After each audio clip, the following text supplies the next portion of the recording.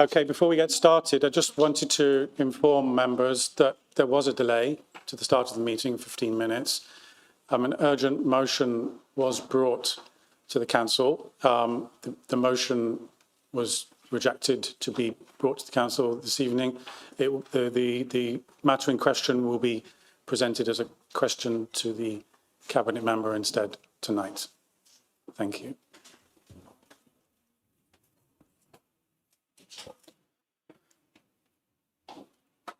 This meeting is being live streamed on the council's YouTube channel. The recording of the meeting will remain online for 4 years.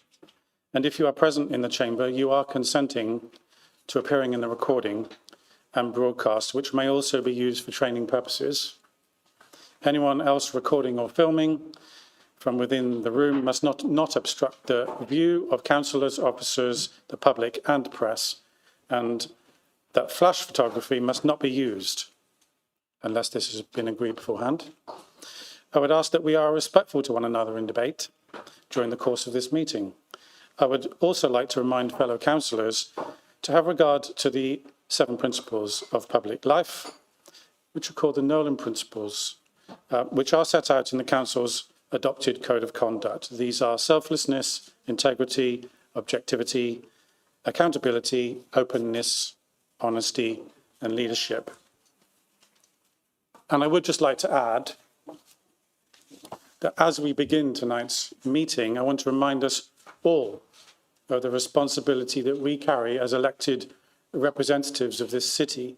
This chamber is not only a place for debate and decision-making, it is also a place that belongs to the public. Everything we say and do here is a reflection of how seriously we take the trust that the public have placed in us. Importantly, there are young people watching.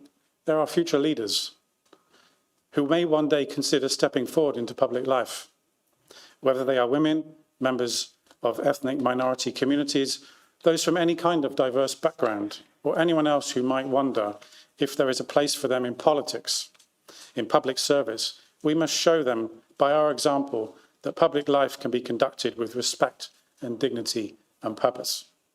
It is my firm expectation that we conduct ourselves with courtesy and restraint and respect for one another, regardless of differences in opinion or political affiliation. I will not permit shouting across the chamber or personal remarks or abusive or obstructive language or interruptions while others are speaking.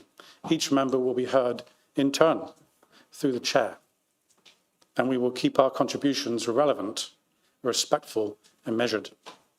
The tone we set here matters, not just for tonight's decisions, but for the kind of politics that we pass on to those who follow us.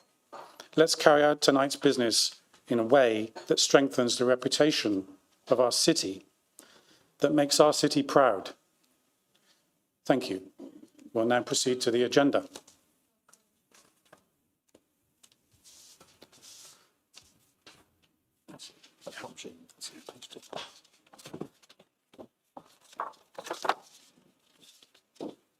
I have apologies received from Councillors Marshall and Millard. Are there any other apologies? Yes, Chair, we have apologies from Councillor Silver-Evans and just a late arrival because she's broken down from Councillor Kate Highland, but she is on her way. Thank you. Any other apologies? Thank you. Okay, item 2 on the agenda, the minutes. So we need to approve as correct a record of the minutes of the council meetings. There were 2 meetings. The first one held on the 19th of May, 2025, and there was a special council meeting held on the 26th of June, 2025. Can I confirm that those minutes are correct? Councillor Hyman first. Councillor Hyman? Yes, in regard to the 19th of May, page 15, 8.2, it says we will reach net zero by 2023. Is this council going backwards?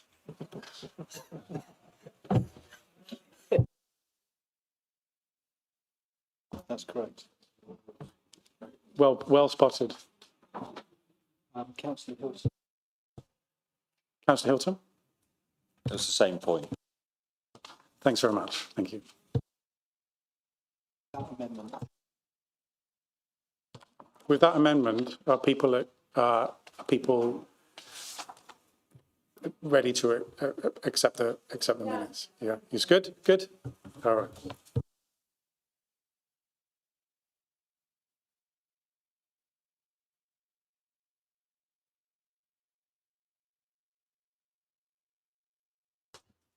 Okay, and the special council meeting, which was held on the 26th of June, is everybody okay with that, or are there any observations? Good?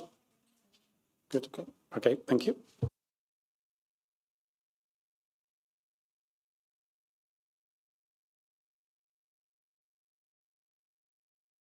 Excuse me, item 3 on the agenda, declarations of interest.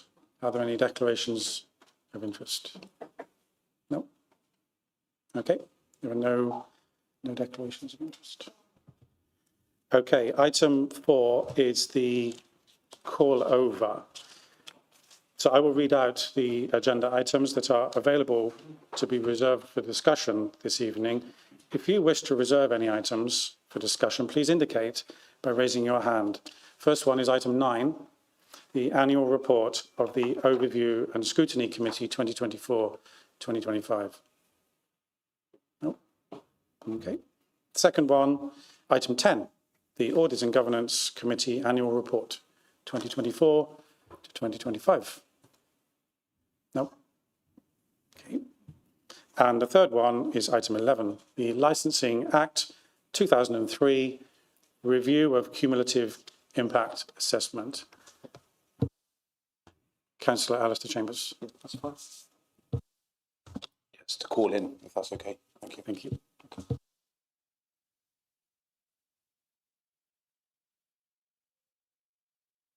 Item 11 has been reserved for discussion. I now call upon the leader of the council to move a motion to ask council to approve the recommendations of those reports that have not been reserved for discussion. Can I just move then that the reports of item 9 and item 10 be approved? Do I have a seconder? Councillor Wilson. Is that agreed?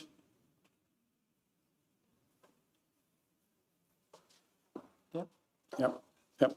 Okay. Okay, that's fine.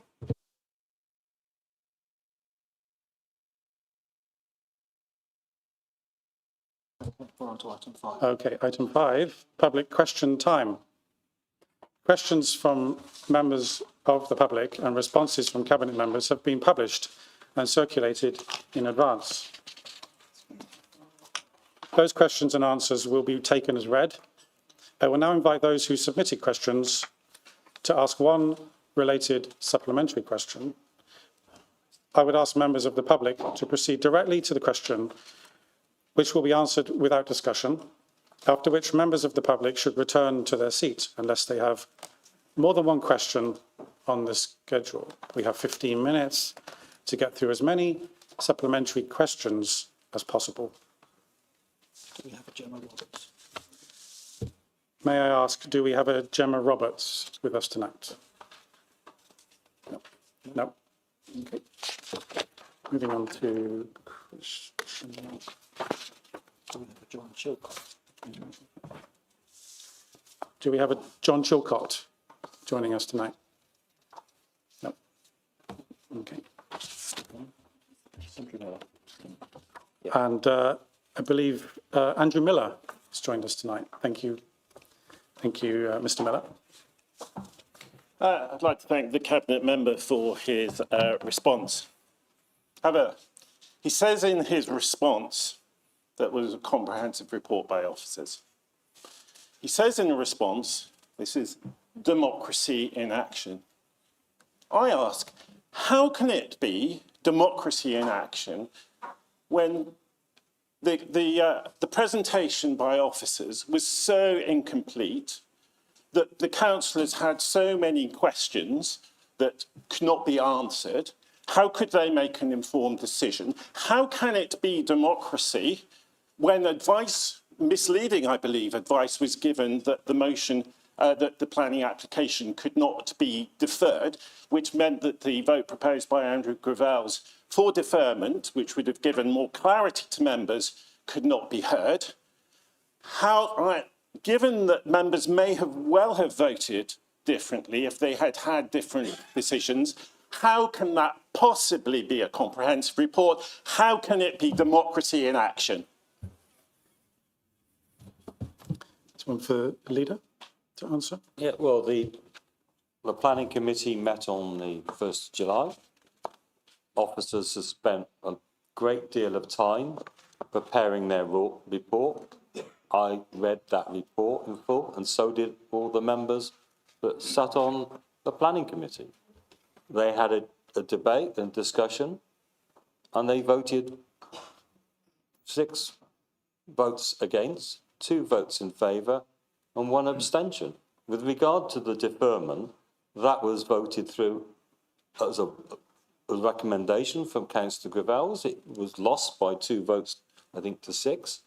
So the committee members decided to proceed to a determination. That is democracy. To suggest the planning committee weren't acting in a democratic way, I think is a rather unfair statement to make from a member of the public. I know the Question cabinet number member 5. in the response says they are unable to quantify the amount of time that GCH officers put into this. This is an application that has taken the best part of 10 years. I understand they can't account for GCH. Nonetheless, I've taken the suggestion and talked to an ex-member of GCH who said that very, very substantial blood, sweat and tears have been put in by GCH for this application. My question, therefore, is for such an important planning application, essential to meeting Gloucester's housing allocation, essential to the well-being of the committee, how can he possibly not have got a single clue about how much officer time and money was spent on this application? The leader to answer the question, or Councillor Sawyer. Councillor Sawyer, please. First of all, I'm a she, not a he. But I just want to make a couple of corrections. You said previously that GCA about the poor quality of report that officers brought through to the committee. In fact, the day after, Guy, the head of GCH, emailed the head of place to say that the officers had done a great job in presenting his report. So if GCH are happy with it, and we're happy with it, I think I want to correct your opinion on that. So you're asking about staff. The staff are salaried. So this wasn't the only report they were working on. They were reporting on other reports, and they were doing exactly what they did on this report on all the other applications that come through. So it's their salary. You know, if they're not working on that report because it's gone quiet and they wait for GCH to give them some information, they're working on other reports, just like in a normal business. And GCH aren't our employees, so how much they spent on it. And you say blood, sweat and tears. And you've actually given me an opportunity here to make some other corrections that, you know, obviously as cabinet member, I've checked along the last year what's happening, you know, and making sure everything could happen that could happen. And what we have found is that our officers made it very clear to GCH what was needed to make this application so it could be approved. Senior officers got involved. They met high officers at GCH, Guy, and said, if you do this, this and that, it can go for approval, and they just didn't. And you know that phrase, you can take a horse to water? That's what happened in this case. We have done everything we possibly have could to get this report over the line, but at the end of the day, we can't make GCH give us an application that we need to make it so that we can approve it. Andrew Miller, we have one more, which is question 6. Do you have a supplementary? Well, I certainly do, Chair. Given the potentially misleading advice given to the committee on the postponement, given the loss of £45 million of public money to invest for the poorest and most vulnerable in our society in an area which is crying out for investment, and given the response of the of the leader that there is no reason for an inquiry as to what would happened, would this Liberal Democrat administration seriously consider their position? And I would recommend to resign tonight.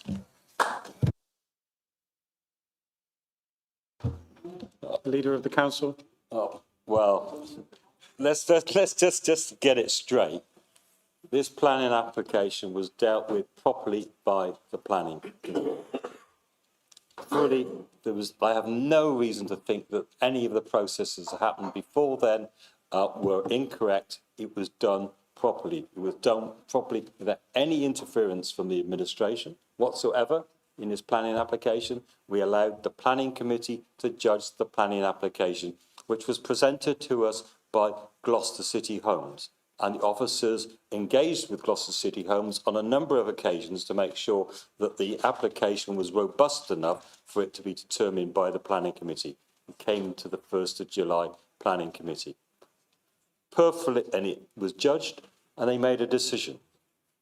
They made a decision without any interference from any member of the administration. They made a decision cross-party. Two Conservatives voted against the planning application. 4 Lib Dems voted against it. Interestingly, 1 Conservative abstained. Those who voted for, just 1 Labour member and 1 Liberal Democrat member. It was a free democratic vote by the planning committee.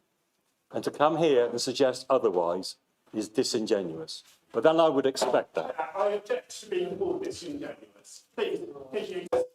It's not a discussion. Sorry, Andrew Miller, there's no right to reply. It's not a discussion. Would the leader like to continue speaking? Councillor Hilton, would you like to continue speaking? No, I've finished.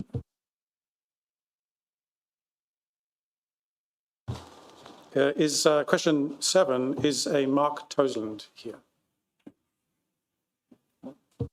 No.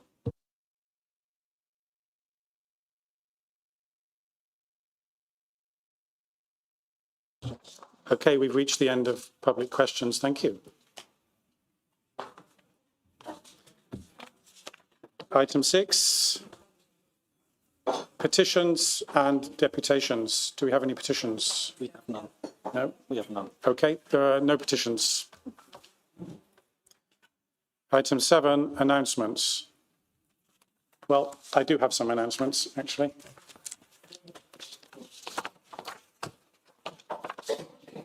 More than one.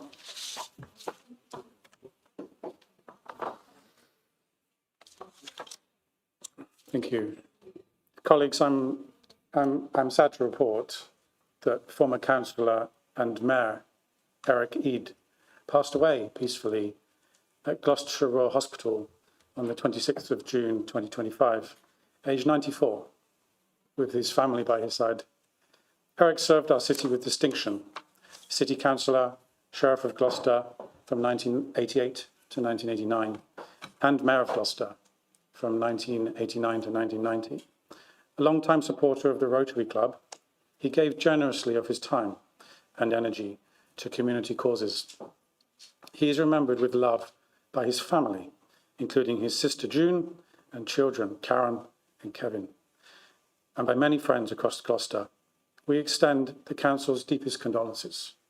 I invite the chamber to stand for a minute of silence.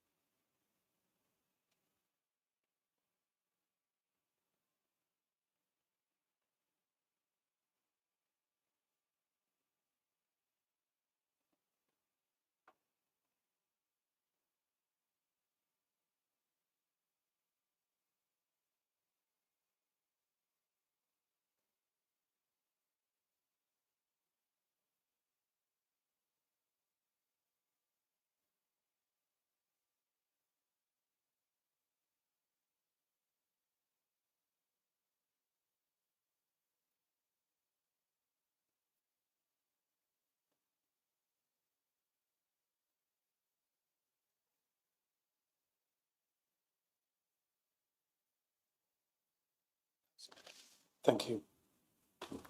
Please sit. My second announcement is for the Wear Orange for James Hopkins Trust 36th birthday.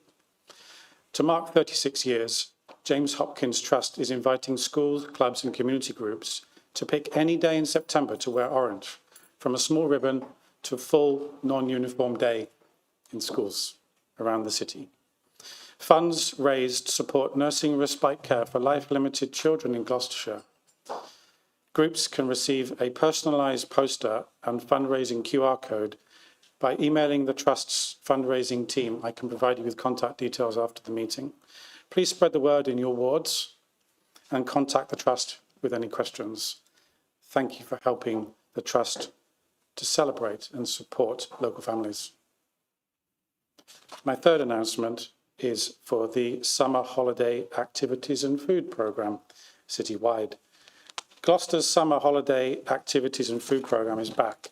Free, family-friendly sessions across the city with partners including the Venture Community Hub, Pro Stars, Little Monsters, Gloucester Museums, GAS projects, Truth Boxing and the Music Works. There's something for every age. Teens can access the Youth Pass for free GL1 gym sessions and cinema trips. Watch for pop-up activities in parks and the Eat Well wagon, which serves fresh food. No booking is needed. You can just turn up. Last summer, 273 free activities were delivered with help from dozens of volunteers. Let's make that even better this year. You can find full details on Gloucestershire's Family Hub website and our Gloucester HAF Facebook page. Please promote within your communities. Thank you. My next announcement is that we've seen some distressing scams in up to half a dozen wards across the city. Very elderly residents pressured into paying huge sums of money, in one case over 6 figures, and sometimes 5 figures as well, for unnecessary roofing work. Please help us get the message out. Never agree to work from a cold call or doorstep visit. Always get written quotes and check traders properly before paying any money. If you're unsure, you should pause. You should speak to family or your neighbours or report your concerns. Incidents are being pursued with Action Fraud and local crime prevention and harm reduction colleagues across the city. Let's protect our most vulnerable residents. And I'd welcome any ideas that members have to spread this warning around our city. Thank you. Yeah. Yeah. My next announcement. There's a charity cycle challenge that we're looking to put on later this year. My colleague, Councillor Wiederhold, is cycling every road in Gloucester, nearly 400 miles, to raise funds for the Alzheimer's Society. He's already completed over 80% and aims to finish by year end. For the final miles, we're exploring a group ride on a draft route, which will include the A38 and the A40, and then coming into the city centre. We're still working on the plans for this. It's very early days. Local police colleagues have kindly offered to ride with the procession. I may even be able to provide some support cars to keep everybody safe. We may add a safe cycling family participation theme to this event, which we're hopefully going to be putting on in November this year. I'd like to provide some charity bibs for the charities that will be involved, and perhaps some local media coverage from radio and regional television. Councillors and community cyclists who'd like to join or support, please let me know, or please let Councillor Wiederhold know. And as soon as possible, fundraising link will be provided, probably in the early autumn. Just let you know that, so we can all keep fit and keep safe on our roads. And finally, I must say that last month we had an awful event with an air accident, and I ask you to join in remembering the Gloucester family that we so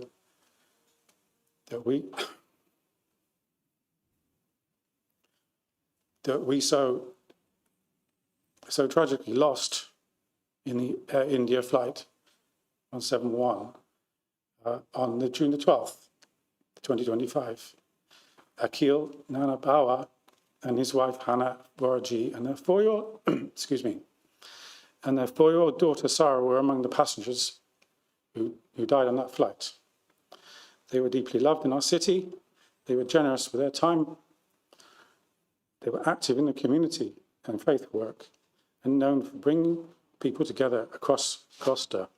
On behalf of the council, we extend our condolences to their wider family, friends, and all who are grieving. We have not forgotten them. Let's stand for a minute of silence and respect.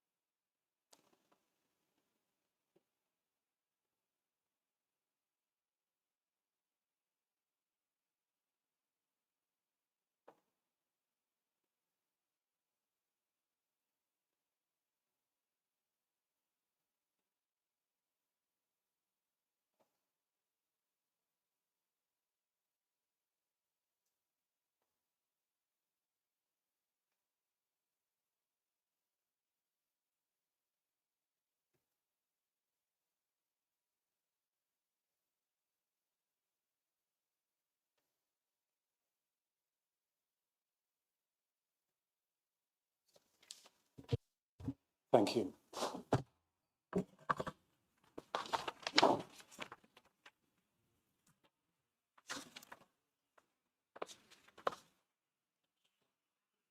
Let's move on to item 8. Oh, I'm sorry, I did this last month, 2 months ago. The leader of the council, any announcements? I just wanted to take the opportunity of passing on my condolences to the family of Eric Eade.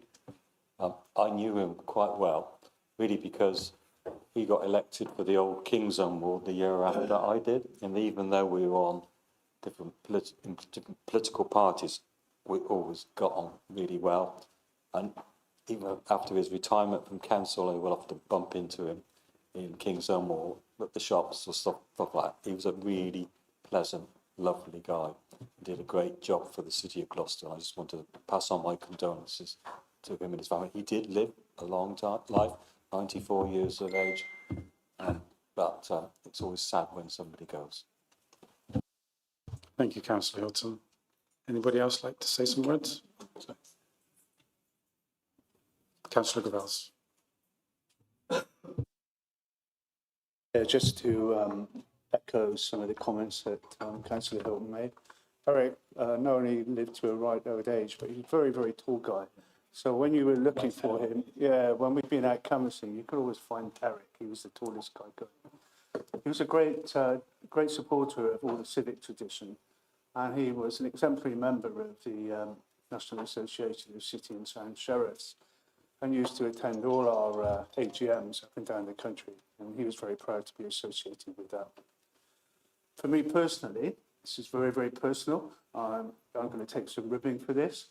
He was brought up as a kid in the same part of London, the same road, 2 doors away.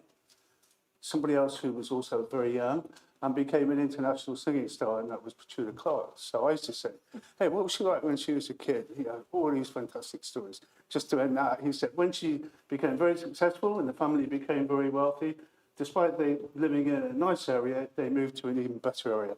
That's a bit of personal information Councillor Hilton can chuck back at me at some meeting at the Shire Hall when he wants to have a dig. But Eric, in all seriousness, was a great, great guy, and a supporter and defender of all things civic. Thank you. Thank you, Councillor Gravels. Members of the Cabinet. Councillor Wilson. Sorry, Mayor. I was just explaining the Petula Clark reference. I think, Andrew, you're secretary of the fan club or something. Anyway, I'd just like to announce Fix My Street is now live. I'm delighted to announce it's now live and available for reporting a wide range of issues across the council area. I did hint at this at the Cabinet meeting the month before last in response to a question from Councillor Patel. I did say that we would be launching it by the end of July. We sort of did it a little bit early, but kept it quiet just to make sure that it was working okay. This new platform features an intuitive map interface. Well, we all know how Fix My Street works. Allows users to pinpoint the exact location of a problem anywhere in the city. Users can also add supporting details, photographs to help respond more effectively. Once submitted, reports are automatically routed to the appropriate officers' teams within the council to UPICO or to the county council where relevant. All reported issues are visible on a citywide map along with updates on their progress. So you will be able to access it at report.gloucester.uk.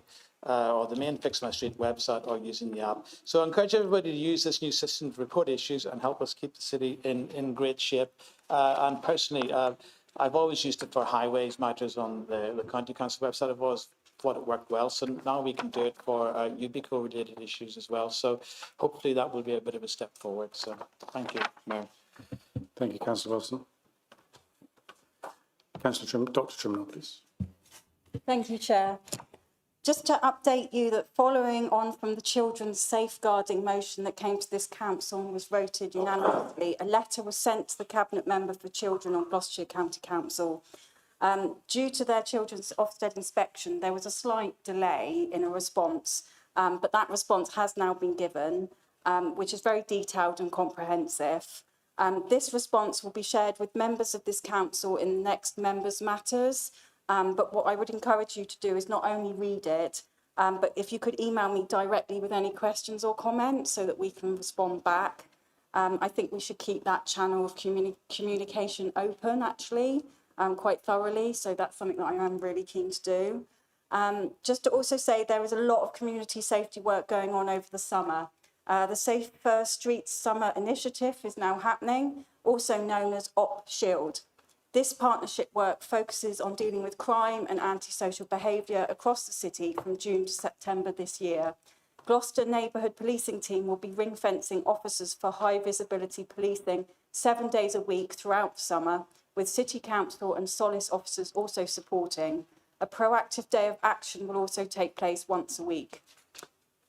You may have also seen on the local BBC News this week that the new City Council City Centre engagement officers are now in post. They are working alongside the neighbourhood policing and other partner agencies to coordinate support and interventions for people street drinking and causing antisocial behaviour in the city centre. I'm pleased to say they are already making a positive impact, building trust with our street individuals and freeing up the city protection officers, our red jackets, to be able to focus on business crime. Safer Spaces work continues and we're opening an office space at Gloucester Park to work from and engage with park users on crime, antisocial behaviour and incidents occurring there. The police are also joining us to open an information point over the summer.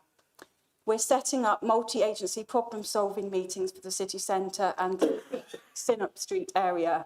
I've recently met with Councillor Patel and it's certainly an area that needs more concentrated effort and a thinking outside the box approach to come up with a solution to those issues impacting upon residents within this particular area. It is also worth noting that we are putting up improved signage around the city relating to PSPOs and partnership operations, and we are also finalising CCTV installations at 5 locations across the city using the last of our Safer Streets funding. Lastly, I hope you'll agree with me, this is all great work, with my thanks to all the dedicated and enthusiastic officers who have made it happen. My thanks also go specifically to Emily Bolland, who will sadly be leaving this council at the end of August to pastures new. I'm extremely grateful for all the work she has done, which has helped me in my cabinet member role, and wish her all the very best in her future career. So thank you, Emily. That's the end of my announcements. Thank you. Thank you, Councillor. Chairs of committees. Nope. And the head of paid service? Okay, thank you. Move on to item 8, members' question time. Stephanie Chambers. I've got 3 over here. You have to read them first.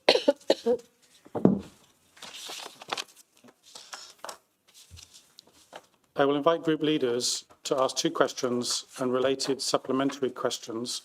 Other members may indicate that they would like to ask a question by raising their hand.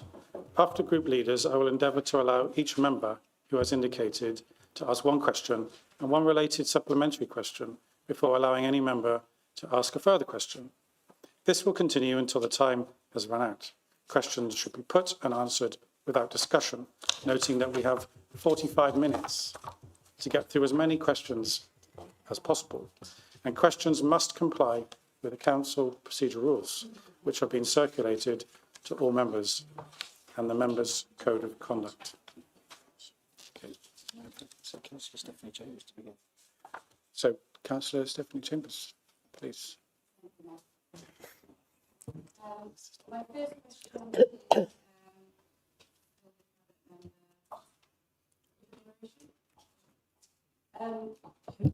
when will the entire forum be fully operational with each section part of it? It's a bit difficult to give you all the dates, but I think, if I'm right, the handover of the office accommodation has already happened, and we're in legals at the moment of the second big tenant there. The car park and the hotel and the public realm should be handed over to us middle of August, the end of August, and then the fit out of the hotel will take place. We'll probably get the fit out done before Christmas, but the hotel chain will not open a new hotel in December or January, so it'll probably open in February next year. But with all these things, all of a sudden you get surprised. I can't give you absolute dates because all of a sudden something's happened and then it's a technical problem and it gets delayed. But it looks like it's all on progress to complete this year and be ready for fully operational for next year. So we should have the car park ready September time? September time, like maybe beforehand. It's a good project. We all supported it. It's a big project as well. Remember that. And the officers have worked really hard, and I certainly know our new head of place has put in a lot of hours trying to get this whole project over the line and get everything done and dusted. Supplementary question? Thank you, Chair. So my supplementary are, when we had our budget meeting this year, I was particularly concerned about the accuracy of some of the projected forum incomes of, I think it was about 4 million, as were some other questions about it from my group as well. I was repeatedly reassured that that's accurate. Have any of the delays or any issues related to the forum going to change this figure, or are you still protecting 4 million income on the forum this year, in this year's budget? I'm told we're not expecting any change on that. So I do know that the second tenant that we're likely to get in, it will be a good rental from them as well. So we're doing well. It's a big project and it's really going to help the city centre. You know, we talk about some empty units, but once we've got the forum all open and we see the university at the same time opening their campus, that's going to probably bring an extra 1,000 people or more to Gloucester every day. So those shop units are likely to be wanted to be let by people who want to run a business, knowing that it's going to succeed. So I'm expecting to see more life, and you'll probably have heard the news that we've had more people visiting Gloucester than before. It's the best. We've had the best growth of any major towns or city in the southwest of England. So that's good news as well. Councillor Stephanie Chambers, do you have a second question? Thank you, Mayor. And yes, I agree, it is a good project. I was just concerned about some of those figures in the budget. And And it is a great project that was brought forward by our administration and supported cross-party. So, and we hope to see all those things happening, income, people coming to the city. And the university opening their campus will be fantastic, but the Chambers pub, owned by the City Council, is still a boarded up, derelict building at the moment. What plans do you have, or are we going to have all these visitors and that eyesore in the middle of King Square? Councillor Hilton? I am aware that officers are in discussions with potential tenants for Chambers. I think the important thing is you time the letting of Chambers at the right time. And the right time is when you've got the forum completing, the public realms being done, maybe some additional office accommodations being there, because if you get the right sort of eat and drink facility there, you're more likely to get them if they know that there's going to be lots of people wanting to sit down and have a meal, a drink after work, and things like that. So, but we're in discussions. Let's put it that way. But I don't know exactly what the, when we get to the point of announcing a new tenant, we will do that. Councillor Stephanie Chambers, do you have a supplementary? Okay. Thank you. I think the look for tenants has been ongoing for quite a while now, and what's happening in our city is there, it's planned, they know they're coming forward. What sort of tenant are you as an administration looking for in there? Because it's important that is somewhere that incorporates family dining, students, everybody having more of a relaxed atmosphere around a square, as you do in the continental areas in Europe. Because I wouldn't like to see some sort of nightclubby type place there. So can you reassure us that your administration are going to look for the right kind of tenant that is going to incorporate families in that square, please? Ms Hilton? We're in discussions, closing to finish those discussions with a really good quality food and beverage outlet. I can't say any more than that until the legals have been done, but I think, Steph, you'll be quite happy to take Alistair there for an evening meal and bring the kids along as well. As long as he behaves himself, of course. Thank you. Councillor Pullen?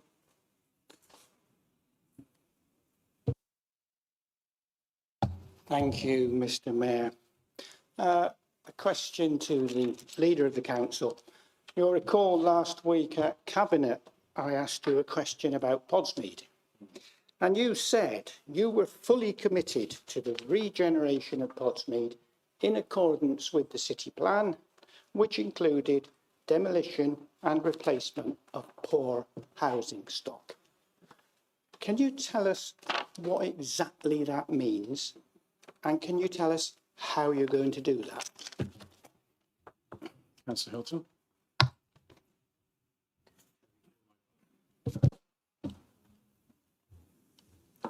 We are committed to the regeneration in Podsmead and in Matson, and to deal with the issue of substandard housing stock. We are not the owners of these properties any longer.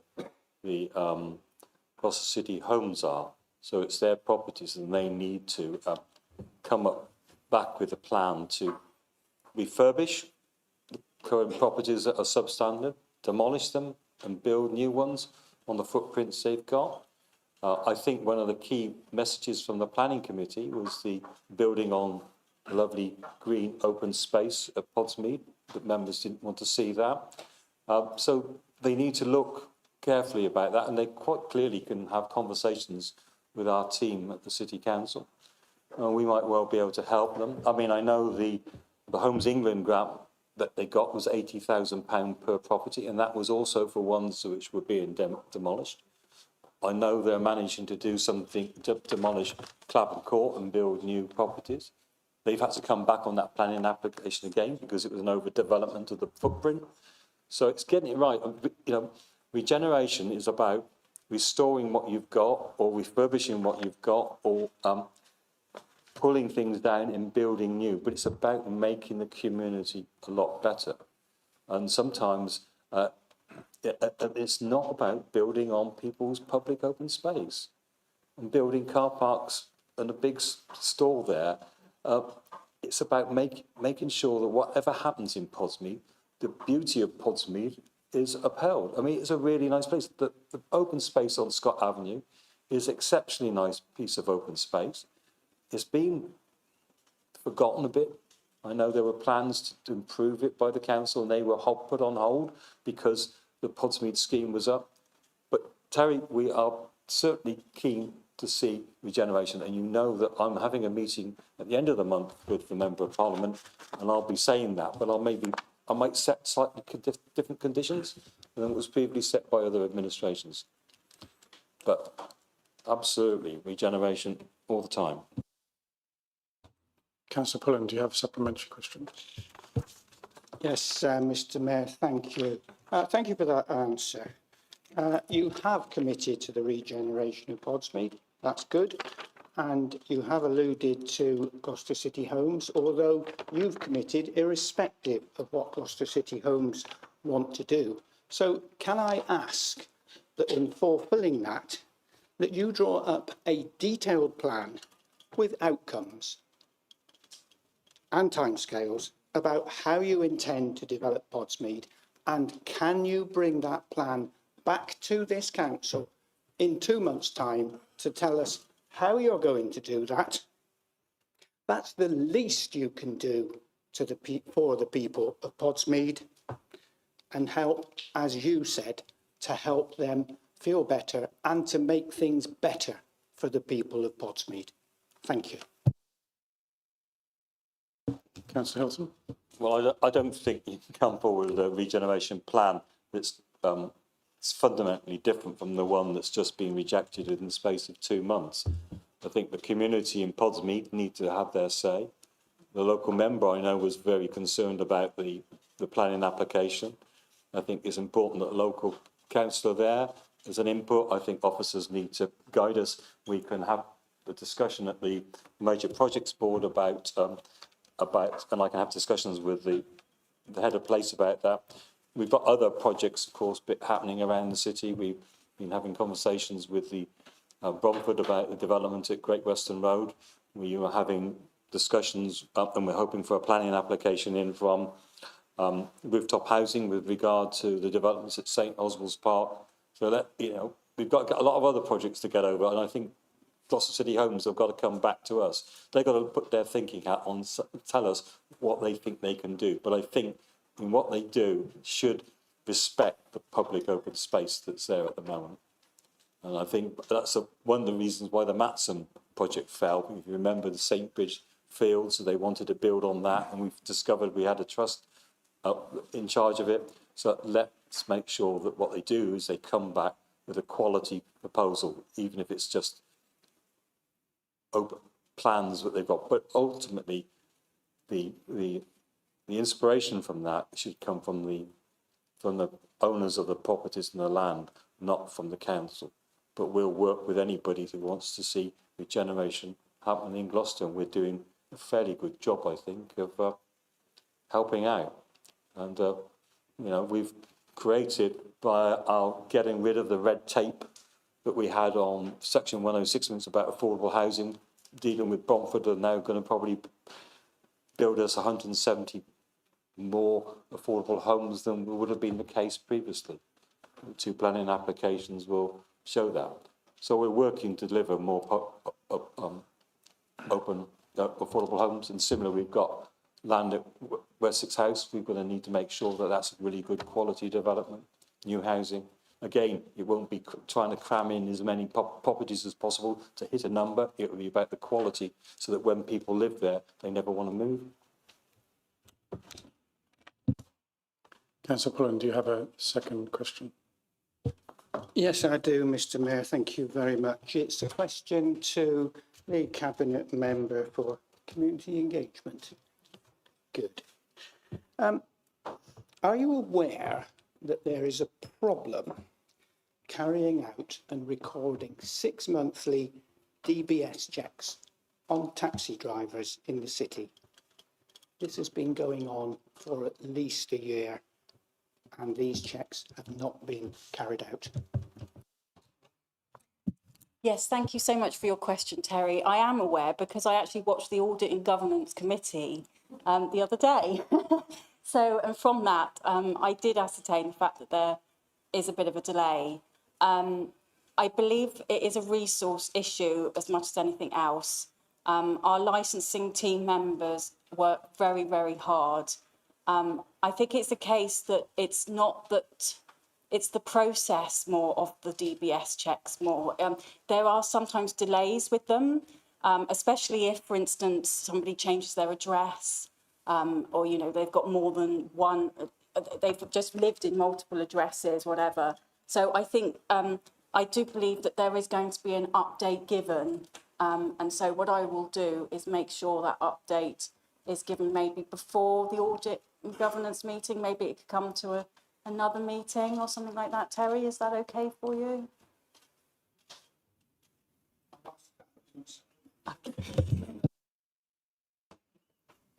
Councillor Pullen, do you have supplementary?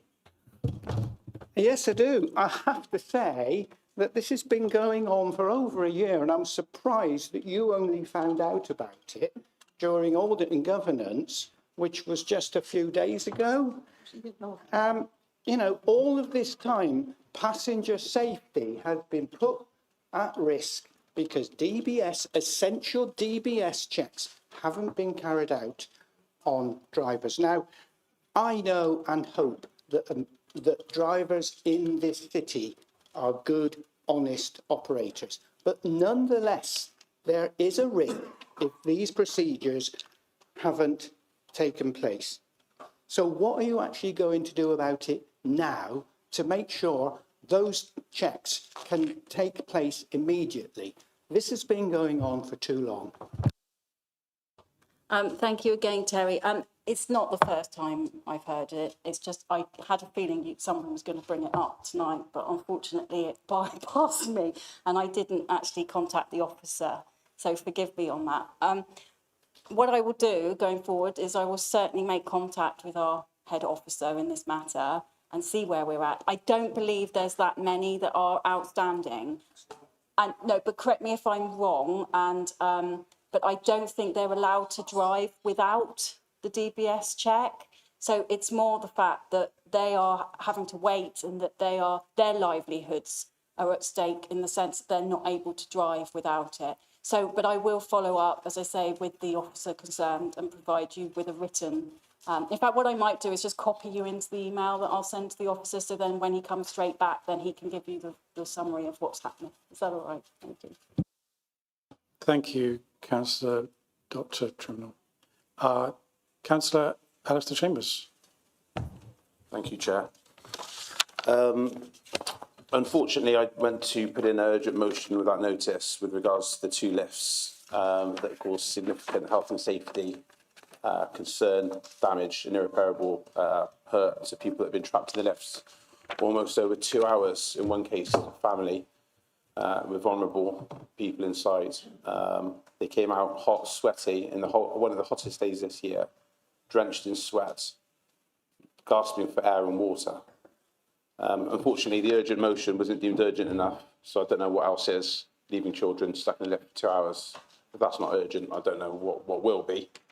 Unfortunately, as you can remember, Cabinet for Resources, I did raise people being buried in the wrong graves, and that wasn't urgent enough either. So I don't know what is urgent. Maybe if we're on fire, that might be classed as urgent. But anyway, so the question is, if I've got an urgent notice of motion, I'd like to hand that to you. The reason being is it's asking for an immediate inspection of safety audit of the lifts, to check all current maintenance records, to put emergency procedures in place. None of the lifts have emergency procedures. You go into a lift, it doesn't say who to call, what to do in emergency, if the alarm's not working, what number to ring. It's got none of that. And also, I pressed one of the emergency call buttons, sat in there for 15 minutes, I got it on record, I can show you the video, no one came. So the systems aren't up to this thing. And Kings Walk and Eastgate Street are both multi-storey car parks. The only way to gain access from the car park is either by steps or lift. people that... Councillor Chambers, do you have a question? Could you ask the question, please? Thank you. Copy of it. Please, could you give me assurances you'll look into it? Councillor Wilson to respond. Yeah, thank you for that, Alistair. First of all, can I just say I'm sorry to hear that people were stuck in the lifts, because that's not a very pleasant experience, especially on a hot day. I mean, it just doesn't bear thinking about. So I am sorry, you know, to the people who were unfortunately in that situation. As I understand it, and I think this is to do with the King's Walk lift, the passengers in that lift did press the button and were able to alert management. Management tried to reset it, but it didn't respond. So our engineering maintenance firm were called out, and they confirmed that it was the cause of the lift getting stuck was overheating, and they were able to release the people from the lift. They were given water, and the lift was reset and put back into action. All lifts are now working again, but we're keeping an eye on them. Now, I understand that this has never happened before, but as you said, there's been 2 incidences of it recently on particularly hot days. So I would suggest that that is part of an issue here. A full engineer support report is expected before the end of the week, so we should have it tomorrow at the latest from the company that does the maintenance of the lifts. So what happens next will be informed by what's in that report.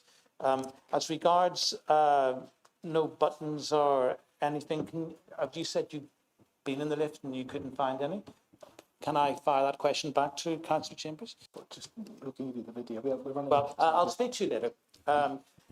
The one that was in the King's Walk, they were able to press the button and the management was alerted. They just weren't able to get the doors open, which is why we had to call the engineering company. At least that's the information that I have.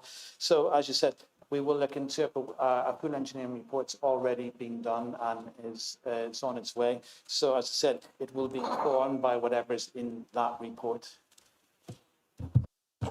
Do you have a supplementary question, Councillor Alistair Chambers? I do, thank you, Chair.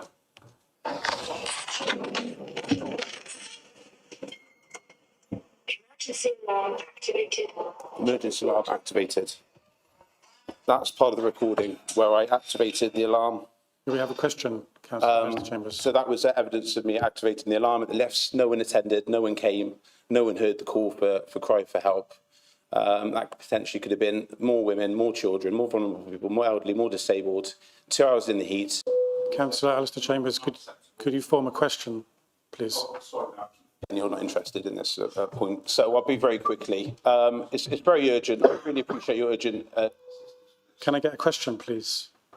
Or can you sit down? The safety processes and protocols will be displayed within close of business tomorrow. Can you let me know what lift that was that recording was made in? If you could give that to me. In fact, if you could email me the video, that would be helpful. Councillor Chambers. Second question from Councillor Alistair Chambers, please.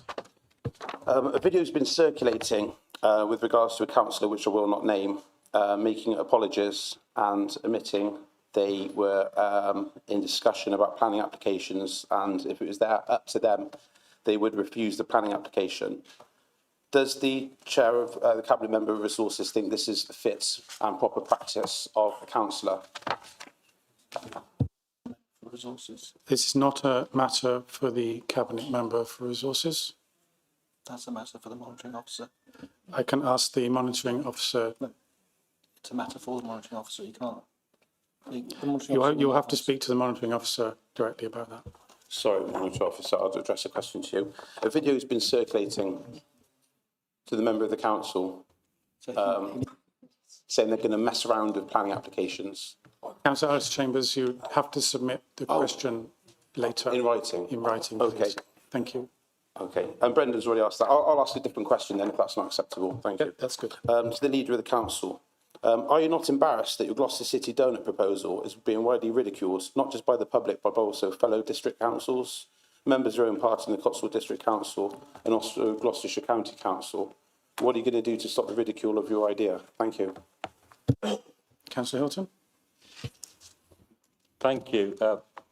It does feel a bit like the second siege of Gloucester, the way some people around the county are trying to do Gloucester down and trying to rubbish the proposal of the Greater Gloucester Council. It is a sound proposal. You've been invited to the working group on it. It's one of the three proposals that are being put forward. The first one is a unitary county, which we'll be looking at in detail. The second one is the divided county, an east-west split that puts the poor half in one and the richer half in the other, and creates ridiculous boundaries around the north of the city. And then there's the Greater Gloucester one, which is the model, and the rest of the county. These are good, sound proposals. And if others are ridiculing it, it might well be that they don't want it to succeed. You have a supplementary question, Councillor? Thank you, Chair. How can you stand by the Gloucester City donut proposal when it's being branded by many as the weakest, most ill-conceived unitary plan on the table, even by senior figures within your own party, the County Council, and given by your own administration has caught hiring a spin doctor to convince the public? This is reminiscent of the kind of propaganda tactics used by authoritarian regimes.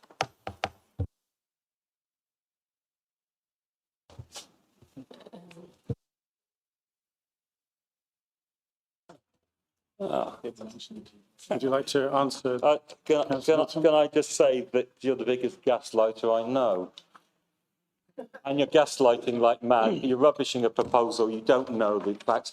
You'll find out next week when you come to the working group. You'll see the report that we've had from Ken Lyons that shows that the Greater Gloucester model with the rest of the county is a sustainable option. And of course, when all these three options, if they do get put to the government will decide whether to take them forward. And I imagine the government might well alter those and make sure that whatever they get out of it in the end will be what's best for us. But what I want to see is what's best for the city of Gloucester. And I can't imagine how any member of this council would be happy to get rid of our own dedicated local authority for the first time in 542 years. Would you like to raise a point of personal clarification? I do. There's a point of order 22.0 when standing to speak should be addressing through the chair, not pointing his finger and addressing it through me, Chair. I've been adhering to the Constitution. It is a valid point. Thank you, Chair. I would advise all members to follow that. Yep. Thank you. Okay, other member questions? Councillor Norwich. Thank you, Mayor. Regarding the local government reorganisation, there are other cathedral cities, several cathedral cities, that will be impacted similarly to us. Are we talking to them? To the leader. Yeah, I've had meetings with other cathedral cities: Oxford, Exeter, Lincoln, Cambridge, Norwich and Ipswich. They're all cities that are about the same size as Gloucester, and they're all cities, all the other ones I think are Labour-run authorities. They're all concerned about seeing their district council abolished and nothing in place. So they're looking at putting in proposals that would create similar things, councils, as the Greater Gloucester Council. And they're also carrying out a case study, which we're supporting, which will look at whether cathedral cities as unitary authorities are viable and successful, bearing in mind, of course, Bath in North East Somerset, which is a unitary authority, has 195,000 population, not much bigger than the Greater Gloucester Council will have at its inception, but not after a few years. Do you have a supplementary question, Councillor Lloyd? Okay, thank you. Councillor James. Thank you, Chair. My question's not on local government reorganisation.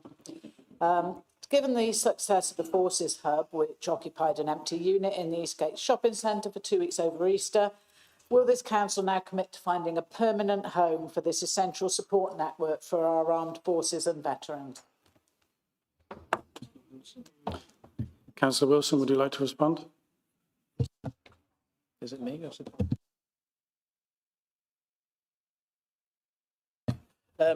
Yes, we will do. I'm always happy to help. Just, can you just forward me a quick email, just to remind me the details of what we already have, and I'll have a word with asset management and see what we can do. Do you have a supplementary question, Councillor James? I do, Chair, thank you. And it's just to say that under the terms of the military covenant, I will hope that this council will be providing these premises without any charge for rent. Councillor Wilson? Well, we'll look at it sympathetically, but certainly I'll look at what we've done before as well. Okay. Then we have Councillor Hyman, please. Thank you, Mr. Mayor. Question for the Leader of the Council. Regarding local government reorganisation, what are the maximum number of options for unitary council proposals that could be submitted from Gloucestershire councils on the 28th of November? Leader of the Council? Yeah, at the moment, there's 3 proposals that, as I said before, a unitary Gloucestershire, a split county, or the Greater Gloucester, and the rest of the county as a unitary as well. Those are the 3 that are being worked up. Those are the only 3 that are likely to be substantial enough in November to be submitted. A local authority can only submit 1. It's likely that the county council, my assumption, would submit the county unitary, that Cheltenham Borough would do the split county, and hope that Gloucester would submit the Greater Gloucester one, and then the government would have an opportunity to thoroughly investigate the 3 options and go out to public consultation on that basis. Councillor Hyman, do you have a supplementary question? No supplementary, Mr. Mayor. Councillor Chambers-Dubras, please. Thank you, Mayor. This could be about local authority reorganisation in a roundabout sort of way, but it's about consultation. My question is, how do we do consultations? In what form do they take? Are they all online? Are there somewhere we actually talk to people? Or?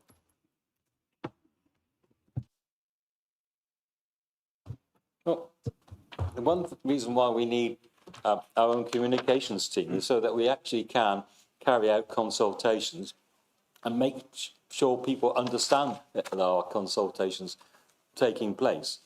Sometimes you would consult a small community, sometimes you would do a lot wider. I think we had quite a good response from the one on the reception, didn't we? We had a lot of responses on that. You usually can guarantee that if there's something's controversial, you might get more responses back on it. But you need a good, strong communications team that can do that sort of work for you, so that you make sure that the consultation is worthy. As far as the consultation on local government reorganisation, that will be carried out by the government when they decide which options to go for. There is a survey being carried out at the moment, which I've done, which wasn't too sure going to give us any information that was really useful. I don't know whether anybody else has done it. But, yeah, that's all I can sort of say at this point in time. Do you have a supplementary question? I do, thank you. Thank you. Okay, my supplemental is, we've got a history of doing these consultations, normally online. Things like the climate strategy and the corporate plan, the amount of results that came through were abysmal. And quite often that is the story. People say afterwards, well, we didn't know about it because it's all online. Now, given that the council is now based on Eastgate Street, can we get people to get out there and talk to people with clipboard? Yeah, okay, we might pick up people from the Forest of Dean or from Oxford or something like that, but we're going to get more than the meagre handful of people that we're currently picking up online. So can we please start actually getting somebody out there with a clipboard to go and talk to people? Hilton? I know with the current survey work that's being carried out, they decided in Gloucester that they go to Gloucester Quays, which I thought was a interesting one to do because they were probably picked up whole loads of people that weren't resident of Gloucester and asking questions. I thought that was a pointless thing to do. I also think that when we looked at the survey on the reception, that most of the advice we got back on that, the vast majority were done online, and there were some other ones which were done by paper as such. But the vast majority was done online, and basically most people respond online these days. So if you, the other thing is it's about officer time as well. You know what you're trying to do, what the information you want, and how much officer time you've got to do that because they've got other jobs and other projects to deliver as well. So it's a balance. It's a balance, and sometimes I say putting something online is probably the best way to get some public feedback. Thank you. Councillor Patel. Thank you, Mr. Mayor. A question to the leader. How many people have access to the City Council's Facebook posting page on which the City Council puts out stories, press releases? Leader of the Council. I don't know the exact answer. We've just put the communications, brought it back in-house. It was being managed by Gloucestershire County Council. I think it comes to the end of the transitionary period. So the responsibility for putting social media posts up will be with the communications team. Do you have a supplementary question, Councillor Patel? Okay. Thank you very much. The reason for my question is that in recent times, in the recent weeks, we have the council has put out press releases on the forum, on the airport, and also on the car boot. Now, what I've noticed is there have been residents in Gloucester, tax-paying residents who pay their council tax, which pays for the salaries of the council staff, who have been blocked for comments which the council find challenging and don't wish to answer. I mean, and some of the comments, and it's titled, the comments are actually from Gloucester City Council. So it puts us in very bad light, very unprofessional, to be patronising, rude, arrogant, censoring, and blocking members of the public from comments. Just give you a few comments. It seems some people don't understand what a joint venture company is or why it is set up with 2 exclamation marks. On another story, it says, unfortunately, in serious cases, the matter will be reported to the police. It is highly disappointing that we are having to publish this warning to adults on a post about such an innocuous topic. This was the car boot one. And then there was another one about the forum project. And somebody made a comment, and Gloucester City Council, whoever the author is, says, have you read the full post, Tom? It's for its brilliant design. Councillor Patel, would you get to the question? Yeah, thank you. I'm sure that whoever's writing these comments are sensible and mature and professional, because at the moment it makes this council, it makes a mockery of this council, makes us look like idiots, and it makes all of us look like idiots because these comments are made on behalf of the whole council. So thank you very much. Now, here's some reassurances on that, please. Councillor Hilton? Yeah, you know, some of the posts and comments that are made on Facebook are made by people that don't declare who they are. I spotted Gloucestershire, that was the one of them, which we know who he is, who doesn't understand what a joint venture company is. And there was also ones by others who were not resident of Gloucester. You said it's all about taxpayers, but there's quite a lot of people who comment negatively on Facebook and make wild accusations that are not right. Councillor Hilton, could you sit down, please? I'm just going to work out what this point of order is. Thank you.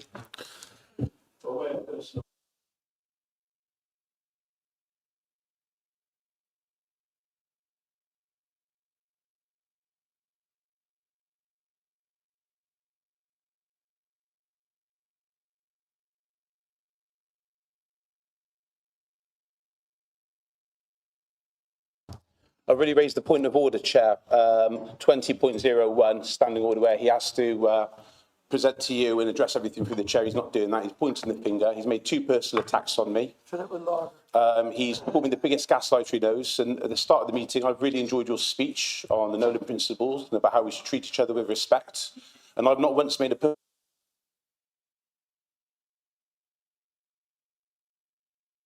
Chair, with the greatest respect, I appreciate you doing a fantastic job, and I really commend you in the job you're doing, and I wholeheartedly do. But please make sure it's fair. Thank you, make sure it's fair. Mr. Chambers. Just remind all members. Can I just remind all members just to keep things cool, keep things respectful, And address responses. and address responses to the chair, please. Thank you. Councillor Hilton. Should we move on?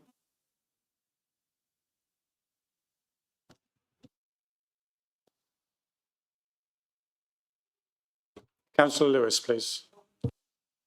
I don't think I received an answer to my question. I think you did.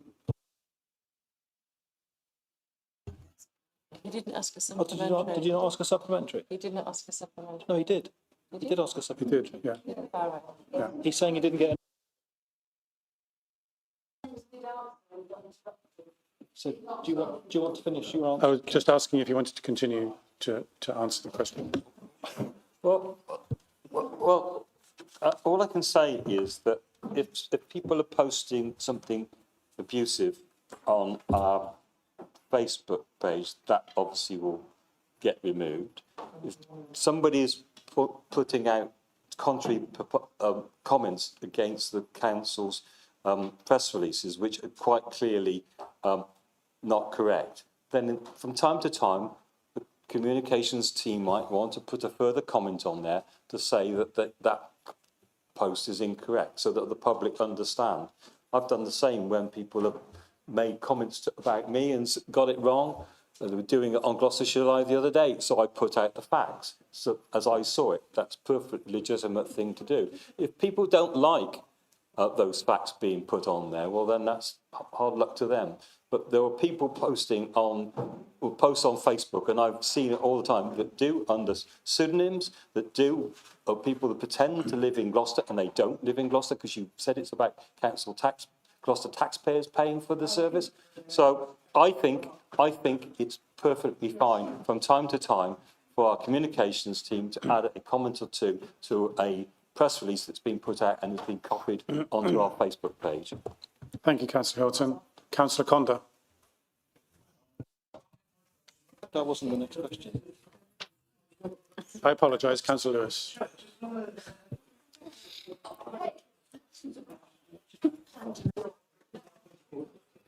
Yeah, it is a point of order.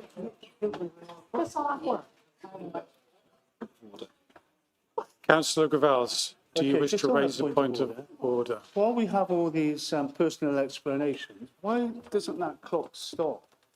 Because that's just eating into all of our question time. And people are, well, I'm not going to say what I was going to say, but that needs addressing. We've now got 3 minutes, 5 seconds, and lots of people behind me want to answer the question. So just tell me, please, can somebody explain why you don't stop the clock? Because that seems very unfair and undemocratic. I would answer in fairness that the questioners and those who ask supplementary questions sometimes also do add a lot of context before they actually ask a question. So one could say that the time is used by both the questioner and the responder in equal proportion. Okay. I'm happy to have a debate offline. I think the Constitution needs to be amended to ensure that when points of order are made, the clock stops, because it's totally undemocratic, and less generous people would call it filibustering. Thank you, Councillor Gravels. Councillor Lewis was next. Councillor Lewis. I think the term was waffle. But anyway, right. Councillor Field. Now we've had 3 heat waves this year already, haven't we? And I was talking to some of the staff going out on the bins in those lovely orange gowns that they wear. And they were dripping off them, it really was. So what, as a duty of care, do we do to the Ubico staff when they're out and about on these extremely hot days? Thank you, Mr Mayor, and thank you very much for the question. UBCO do take health and safety extremely seriously, and they do report back to us on a regular basis about any incidents that are happening out on the rounds. And I know that there have been, over the years, there have been safety issues that have been reported, and this would count as one of those. I do also know that UBCO do issue water bottles and water, and there is a canteen at the depot. And of course, what also happens more and more these days, I have to say, is that UBCO crews will start earlier in the morning, and you can see that on social media. There'll often be a post saying crews are out working earlier. Please present your items if you're able to earlier in the day. Obviously, not everyone is on social media, so it's incumbent on councillors to let people know as best you can, let elderly residents know who might not be on social media. But we do everything we can to support our staff, and I thank you for raising that important point. Do you have a supplementary? I think it's just, they've all got a cab on these things. Put a tray of water in the back of it, because having just one thing into the amount of running around that they do, just give them a bottle of water. Don't ask them to go into the canteen. By the time they get out on the road in half an hour, it's all gone, because they are sweating profusely. So can we provide them sort of water on the day? Just put it in the back of the cab, a tray of water. Councillor Field. Thank you, Mr Mayor. I obviously don't know the complete granular detail on this, but my understanding is that UBCO do issue water bottles, and they are able to get water to staff, and they're perfectly at liberty to take as much as they can into the cab. But I think the important point to make is that they do start earlier in the morning during heat waves, and which we are seeing, unfortunately, more and more because of the cause of climate change, and that's an issue that affects us all, and we have to take it very seriously. Thank you, Councillor Field. I will, at my discretion, allow the final two questions on our list to be asked today, starting with Councillor Gravels. So my questions. Who? Sorry. So, Chair, Mr. Mayor, we didn't catch who it was. Me. It is you. Okay, cool. So my question is really straightforward and only requires a one-word answer from the lead member for planning.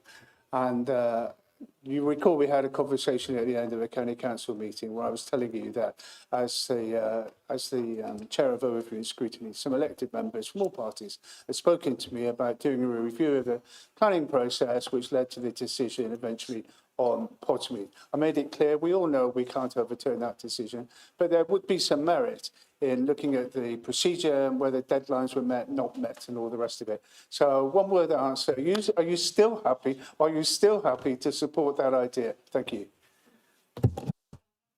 Yeah. Thank you, Councillor. Is there a supplementary question from Councillor Gravels? Councillor Gravels. Absolutely fine, thank you. All right, thank you. Councillor Bell, please. Oh, at last. Had a little walk round the legislature the other day. Where's the update on what's happening? Because my little walk around doesn't seem to be a lot happening at the legislature at the moment. So can somebody explain to me what money has been spent so far? Because I couldn't see virtually anything. That's my question. Councillor Caroline Courtney. Thank you, Councillor Bell, for your question. I'm glad that you are making trips to GL1 though. It's always good to get people through the doors and having a look round. That's really good. That's what we want more people doing. So yes, we are we're going through the plans with Freedom Leisure, for their renovation works to start. So we haven't handed over any money yet. The process will be that they have their designs spec'd up to REBA standards, which somebody who's familiar with stuff like that, probably Sarah and these guys, will know what that means, and you probably know what that means. And then once we're happy with those plans and that they conform to what was in our contract, they can go ahead and start planning the work. They can invoice for the work that they need to be done, and then we release the funds. They're able to start drawing down the funds. So we're at that signing off the design stage at the moment. Having said that, they have started making some improvements of their own in the interim because there are some things that need urgent attention. So they've started in the gym, first of all. There's some equipment that's sort of got to the end of its life and can't be repaired anymore, needs to be replaced. So I know they've replaced a few of the exercise bikes, for example. I think the first phase of redevelopment is going to be the gym area. And then that's due to start this year. And then in January, I think it is, they'll start on the pool and changing areas. So we have got a schedule of when all those works are due to happen. It's just it has to go through the governance first before it takes place. Thank you, Councillor Courtney. Councillor Bell, do you have a supplementary question? I do. Thanks for that, Caroline. I did see the new bikes. Yeah, and there were quite a few people in there, which was good. I also popped into the new Podsmead hub. My God, is that private? Because the only reason I'm asking, because at 11 o'clock in the morning, there were 4 members of staff and there were no one in there at all on Tuesday. Councillor Courtney.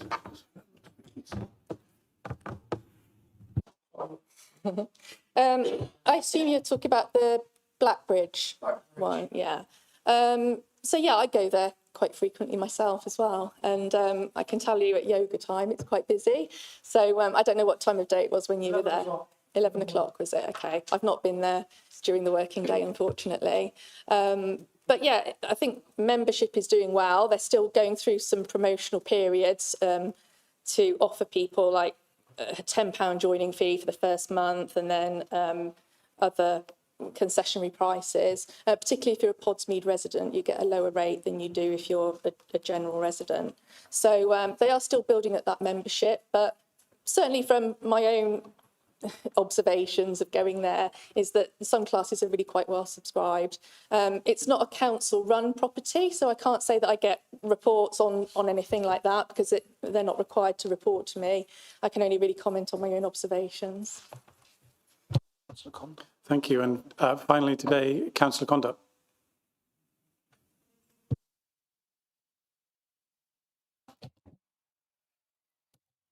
Going back to local government reorganisation, my colleague Councillor Norwich mentioned cathedral cities. They, along with Gloucester, are members of the Key Cities group. I wonder if the leader can give us any more information on how membership of this group helps us in planning for the future. I believe it's 24 councils, most of which are historic cities like ourselves.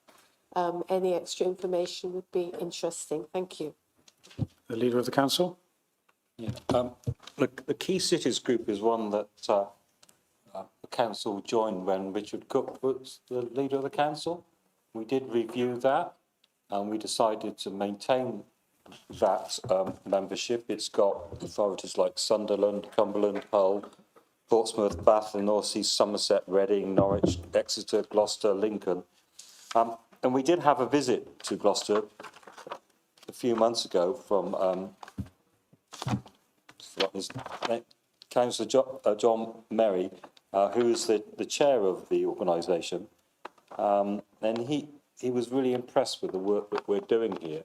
And he's written to Jim McMahon to support our request that Gloucester has a really strong local council for itself. He said Gloucester City, though a historic and surrounded by rural parishes, is a young, growing, modernising city. It has a huge population growth and growth with start-up industries. Cities like Gloucester are eager to ensure that LGR will bring local authority boundaries that prioritise the cities as the main drivers of growth and which make cultural sense to the local population.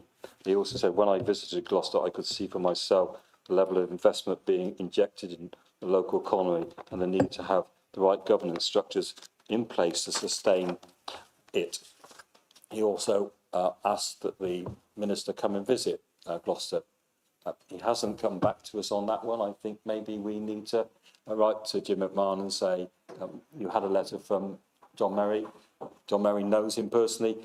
Is it not time for you to come and visit Gloucester to see what a good job we're doing as a district council and how we would do that much better if we had our own council into the future? Councillor Conda, do you have a supplementary question? I don't, thank you. Thank you very much. That comes to the end of member questions this evening. Thank you. Questions to chairs and Now we move on to questions to chairs of meetings. Members may indicate that they would like to ask a question by raising their hand. As before, I will endeavour to allow each member who has indicated to ask one question and one related supplementary question before allowing any member to ask a further question. Questions should be put and answered without discussion, noting that we have 15 minutes to get through as many questions as possible. Questions must relate to the business or functions of the relevant committee and comply with council procedural rules and the members' code of conduct. Okay, any questions? Councillor Alistair Chambers, please. Question to the cabinet member. No? Okay, the chair of... Chairs of committees. Chair of planning.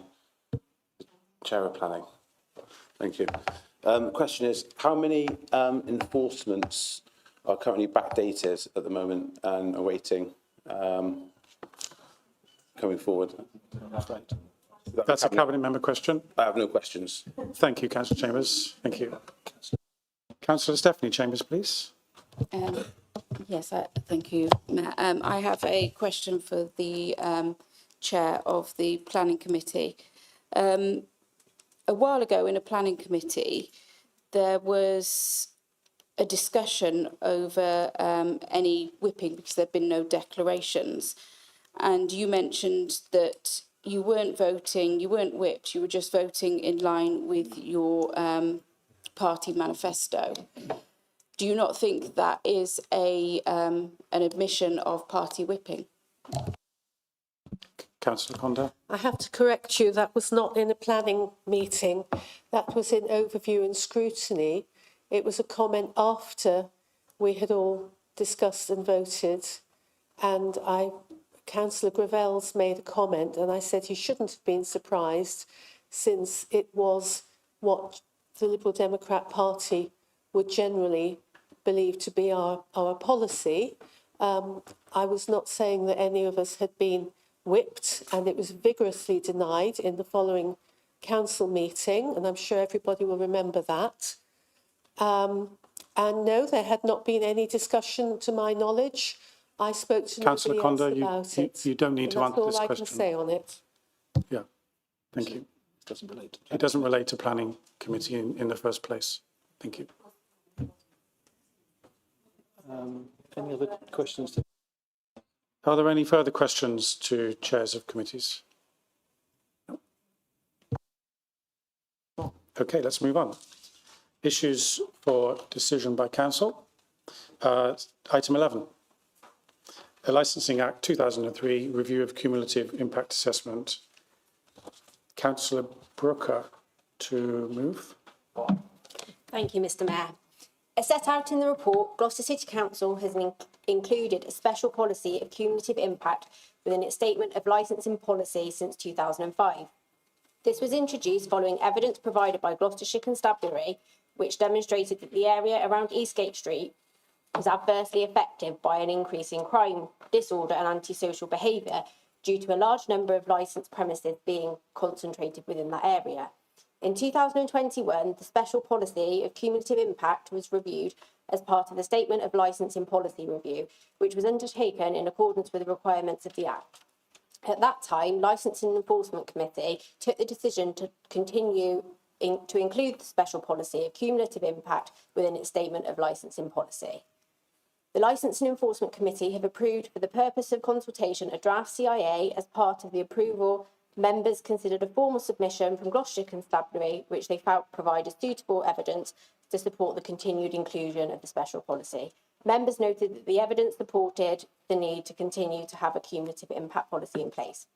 A consultation on the draft CIA took place with all relevant parties between the 25th of March and the 20th of May 2025, and no responses were received by the Council. having noted the change in legislation affecting the Council's special policy on cumulative impact through the Policing and Crime Act 2017, the request from Gloucestershire Constabulary with the evidence base as set out within the draft CIA, the Licensing Enforcement Committee recommend to continue with the cumulative impact policy within the Statement of Licensing Policy 2021 to 2026.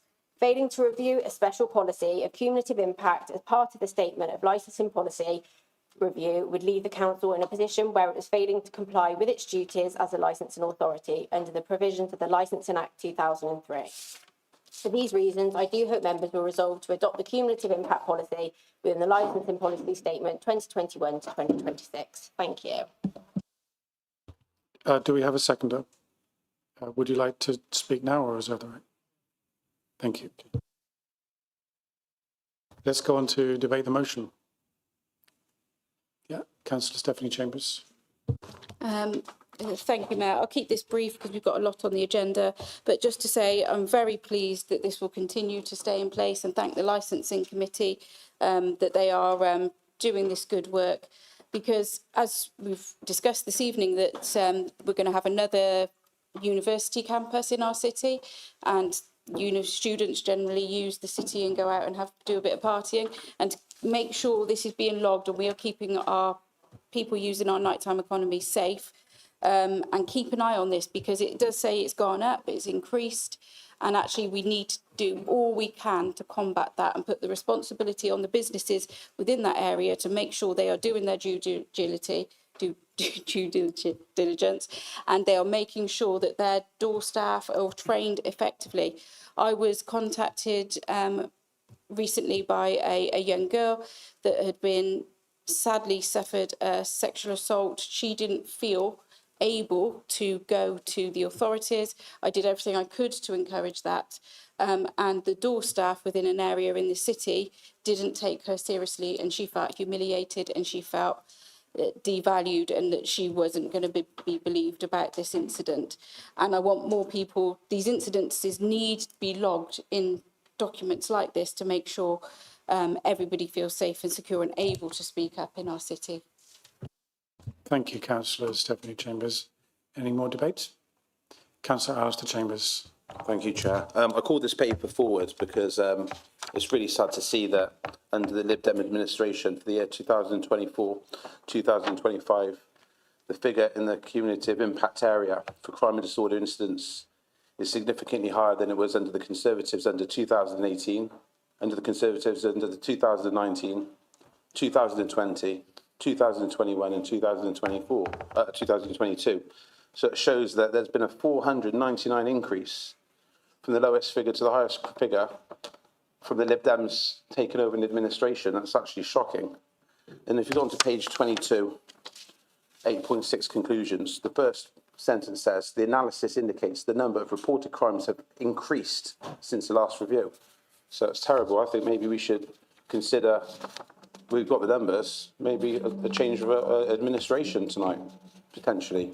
Because obviously we don't want crime and disorder, we don't want these alcohol incidences. The city's meant to be getting safe, but it's not, it's getting worse. So it's actually really, really shocking.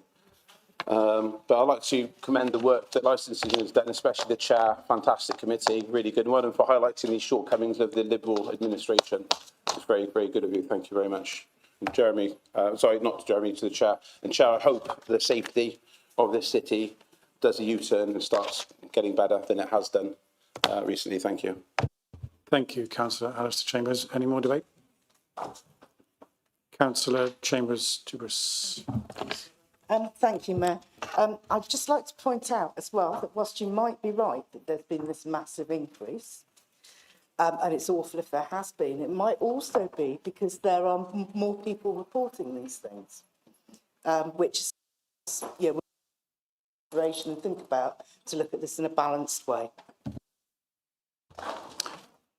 Councillor Radley, please. Alas, I was about to say exactly the same thing as Councillor Chambers-Tubris. It's wonderful when you've got data, but you need context. And actually having that number increase could be showing confidence and that there is actually good progress towards having a safer city. Thank you, Mayor. Any further Any further debate? Councillor Conda. Thank you, Mr. Mayor. I think it's invidious to compare figures from 2019, 2020 and so on, because that was pre-COVID and during COVID, and we're all aware of severe economic circumstances which followed on from those lockdowns, and the general decline in the economic prosperity of any area, and Gloucester is no different from that. I also believe that we're facing a £12 million funding cut in the police service, which is not going to do anything to help us either. So I think some comparisons do not bear close examination. Councillor Lewis. Thanks, Chair. As usual, I wasn't going to say anything, but I think... What do you mean? I don't see much. Any one case is too much, by far. And that poor girl who didn't feel she got the response she wanted, that's not acceptable. Now, whether the licensing can actually do something about it with making sure that all the door staff there are sympathetic at the very least and that know who to turn to within that street, because it's just not right. Nobody should go out and be afraid to be outside and in the nightclubs and whatever. I think we've got a good set of nightclubs, but it's just that one nagging one that's going to come up and bite us. But we should aim for none. And that's the main thing. And if people are reporting it more, crack on, wonderful. But it's the one that doesn't get the sympathy. It's not the one that gets all the sympathy. All right, so let's make sure that everybody is heard by everybody down there. Anybody else want to speak? Okay, let's come back to the seconder of the motion. Councillor Patel, would you like to speak? Thank you, Chair. I'd just like to thank the officers and the licensing committee for the work on this. Said at the county council meeting yesterday about safety being of paramount importance, and you know, with the rising footfall in the city centre, we need to make sure that you know, the city centre is safe and welcoming and open to members of the public, in particular young people, students who are coming into the town centre. And somebody asked a question earlier about licensing issues with delays. I've said it before, several months back, about resource in the licensing team. I think the team are pleading for more resource, and the sooner we get more resource, the more work we can do on this issue. And I think it is disingenuous, perhaps, to compare figures about what's happened in the past. I think we've got to be positive. We've got to look forward, and we've got to make sure we do whatever we can and do our best for our city now and for the future. Simple as that. Thank you. Thank you, Councillor Patel. Councillor Brooker, would you like to sum up? Nothing further to say, thank you. Thank you. Okay, let's move to the vote. Council is asked to resolve to adopt the cumulative impact policy within Licensing Policy Statement 2021 to 2026, Licensing Act 2003, as set out in Appendix 2. All those in favour?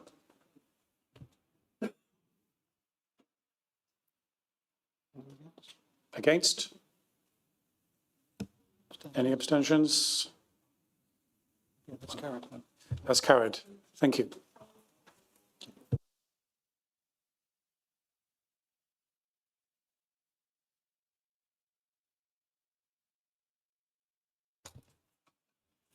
Okay, let's move on to item 12 tonight, which is notices of motion. Any motions? Okay. Councillor Bell, first one. Okay, let's start with Councillor Bell, please.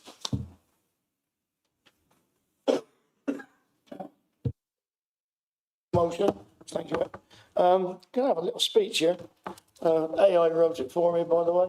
So just thought I'd let you know. I didn't write it myself. I rise today to speak in support of this vital motion, a motion driven not by headlines or hypotheticals, but by real concerns from the people we represent. Every week, residents contact me with stories that are becoming all too common. Near misses with electric scooters flying through pedestrian zones, elderly people startled or knocked over, parents clutching their children as high-speed e-bikes cut through narrow alleyways not designed for such traffic. Let's be clear, this isn't an attack on modern transport or green mobility. E-bikes and e-scooters absolutely have a role to play in reducing congestion and carbon emissions. But with any innovation comes responsibility. And right now, Gloucester's public spaces are being turned into raceback tracks by a minority of reckless riders who think payments are fair game. The motion is not about punishing responsible users. It's about protecting the public. It's about restoring safety and confidence in our city's walkways so that elderly residents can shop in town without fear. Children can walk to school in peace, and those with visual impairments or mobility challenges are not forced off our payments by a blur of rubber and metal.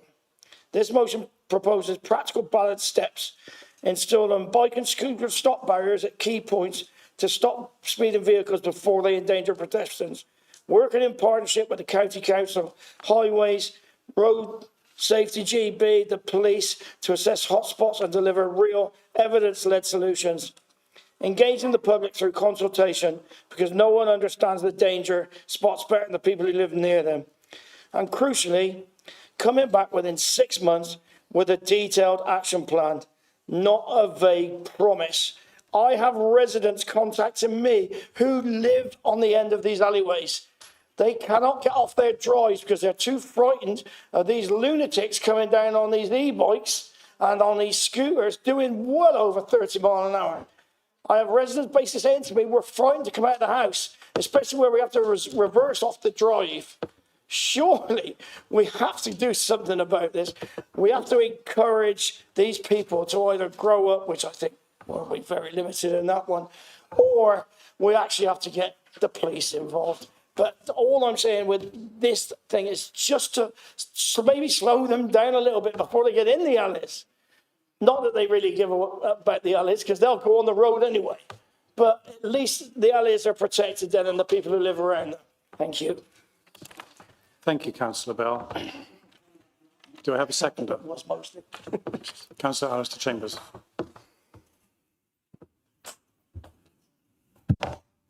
Yeah, I'm here to second. I'm going to reserve the right if that's okay. But just to let you know, we've done a friendly agreement with Labour on their motion. Thank you. Thank you, Councillor Chambers.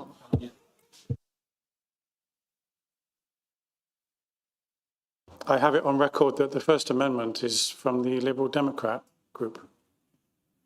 Who's moving that? Who's proposing that? Okay. Councillor Shirley, please.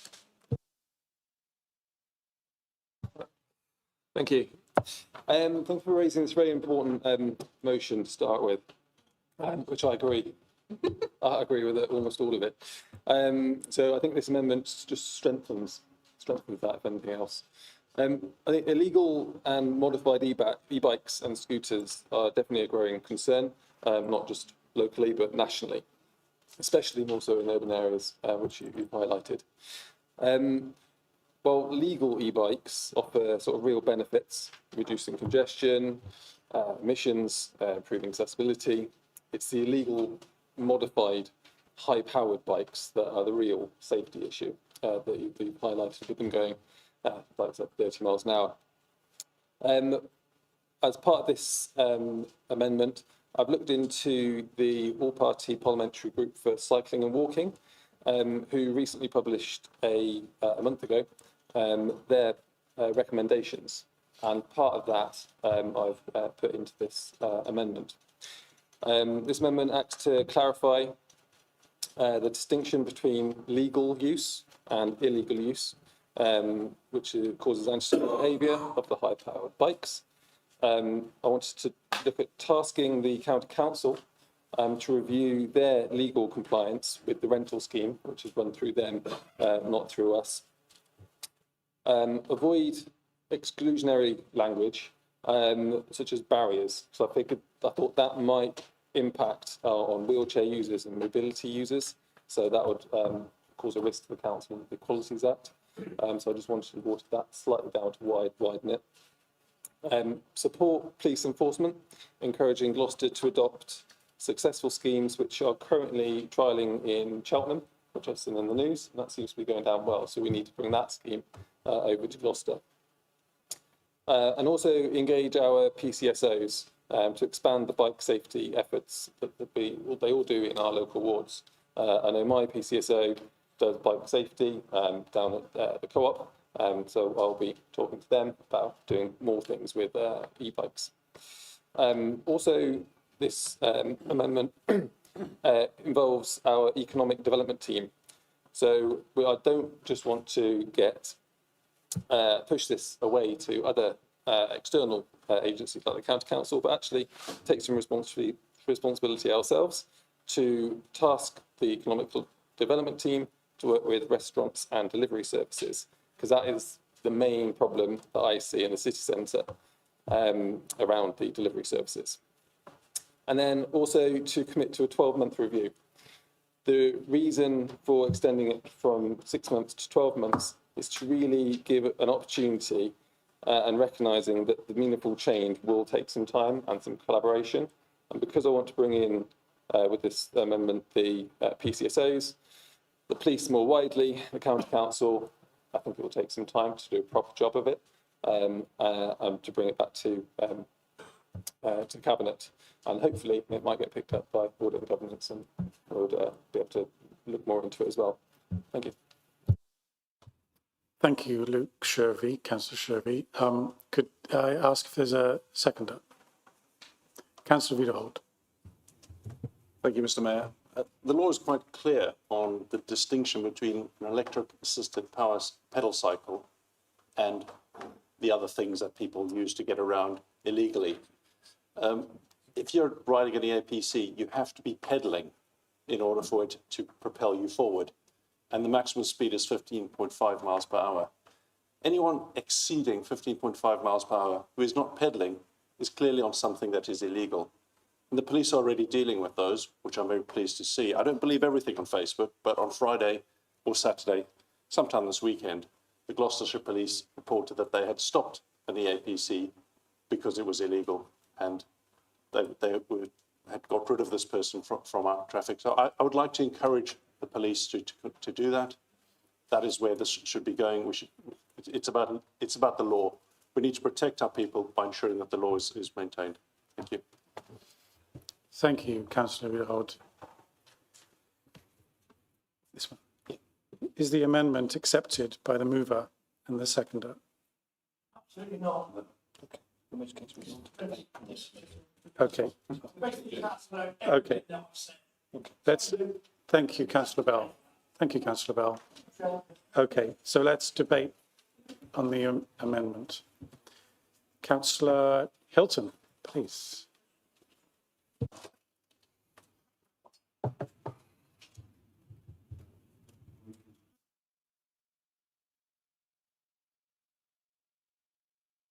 Yeah, I've got the light now.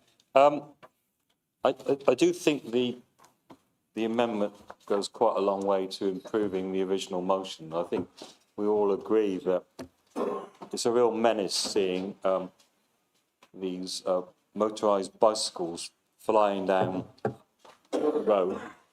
I watch them almost every day down Three Cocks Lane or down Westgate Street, and you can see they're not using the pedals, they're using the throttle, and they're certainly travelling at a speed greater than 15.5 miles per hour, probably 25, 30 miles an hour, the sort of speed they're doing. The speed that you get if you were riding a moped, in other words, with a petrol engine. These bikes don't have any licence plate. The riders probably don't have any driving licence or riding licence. They're not wearing a helmet, and if they did have any insurance, it would be invalid because they are riding an illegal vehicle. I've seen them ride up Westgate Street, turn into Northgate Street at high speed, almost knocking over an elderly lady the other day. They are a real menace, and I get them flying past me as well when I'm walking up Westgate Street. So now I've got to the point where I'm taking a bit more caution by looking round to see, in actual fact, if there's a motorcycle, an electric motorcycle, flying up Westgate Street on the throttle. So we've got to do something about it. And I did bring this matter up at the police and crime panel on Friday, and we did discuss it there, and the police are starting to take action. They can do that by contacting, or they know where some of these riders hang out. All they need to do is go there, stop them, check their bikes. If they're illegal, confiscate them. The riders will soon get to know that they need to ride a proper e-bicycle. But letting them get away with this, because it is a danger, and I'm sure some elderly people are going to be hurt by them.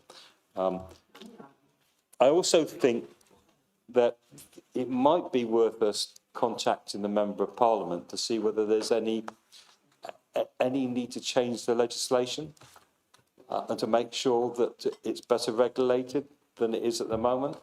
I don't know whether that is the case. I've got an idea of what the law is at the moment, whether that can be more robust.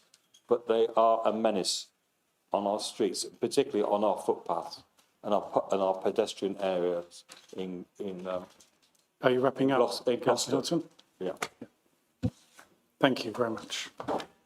Any further? Oh, Councillor Stephanie Chambers, please. Thank you, Mayor. I'll keep this really brief. I think some of the elements added to this are beneficial. However, it does take away some of the key issues. Both amendments mention illegal e-bikes, and I think the Labour amendment with the CCTV is more practical, because we need to monitor all bikes and the behaviour of how they're being used. So cars aren't illegal, but they kill people every day. We're going to more and more movement, more active travel, which is great, but then we need to really think, and the legislation needs to catch up on how we monitor how these bikes are being used. Obviously, the illegal ones that go faster are more dangerous. However, some cyclists are very good and very quick themselves without any assistance. So we need to just make sure all these cycle paths are kept safe, our alleyways are kept safe, and we look at ways to that can monitor things, like we've had to introduce cameras into the highways because of the issues. So now we need to do this on cycleways as well. It's just a natural part of progression. So I just feel, although that has some good parts to it, it doesn't go far enough in dealing with the issue. Thank you, Councillor Stephanie Chambers. Councillors Tree Chambers Dubus, please. Thank you, Mayor. Yes, it's a great motion. I think we've all been blighted with being almost mown over or squashed, hit, whatever. The amendment, it seems to be a bit of a thing of two halves. In some respects, it's coming in a lot stronger on lots of things, which is great. And in other things, it seems to be backing off a little bit. So, you know, things like, what was it? Explore preventative infrastructure. We shouldn't be exploring. We should be identifying and doing it. There's no exploring about it. So you're not going far enough on the amendment, as far as I can see with that. I'm in full agreement about the barriers. Contrary to what a lot of people believe, you can cycle through the city centre. As a cyclist, I have often cycled through the city centre on an e-bike, a totally legal one, at a very sensible, slow, respectable speed. But the issue I've had, at one point they did have a barrier on Eastgate Street outside Boots, and that's actually what has prevented me cycling into town to do my shopping, because I couldn't actually manoeuvre the bike around the barrier easily without risking putting my back out once I had shopping, because the barrier was preventing me. Now, there are there are quite a few people around the city centre in town that ride things like tricycles because they may have no sense of balance. That is going to prevent them from being able to use the city centre. It's also going to cause a problem for people with bigger mobility scooters. But as we know, the people who are using e-motorbikes and e-scooters that aren't legal and are riding like idiots, they're not going to take any notice of that. They'll just find another way to get in. So it needs to be about enforcement, and it needs to be about taking stuff off the roads. So I don't think your amendment quite went far enough. But it's a great motion. Thank you. Thank you. Any further debate on the amendment? Councillor Patel?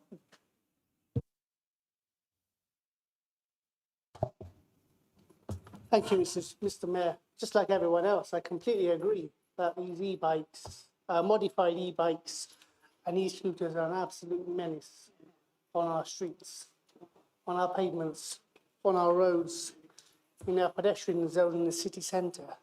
It needs to be tackled. There needs to be a crackdown as a matter of urgency before somebody is seriously hurt or killed. There have been accidents involving fatalities in other parts of the country. So far, touch wood, we've been quite fortunate. But there have probably been thousands of near misses. You can't hear them. They just, you could be crossing the road and suddenly they just fly past you. You can't see them coming.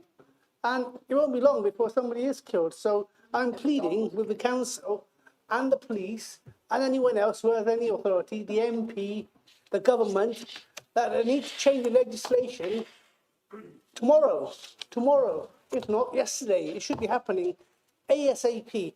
And this is a really great motion. We've talked about this many times before, but it's got to the stage where everyone in this chamber agrees this is a problem, and it's only getting worse. These people, some of these e-bike, e-scooter users are a law unto themselves, and innocent people are going to get killed. Thank you. Thank you. Councillor Wilson, please.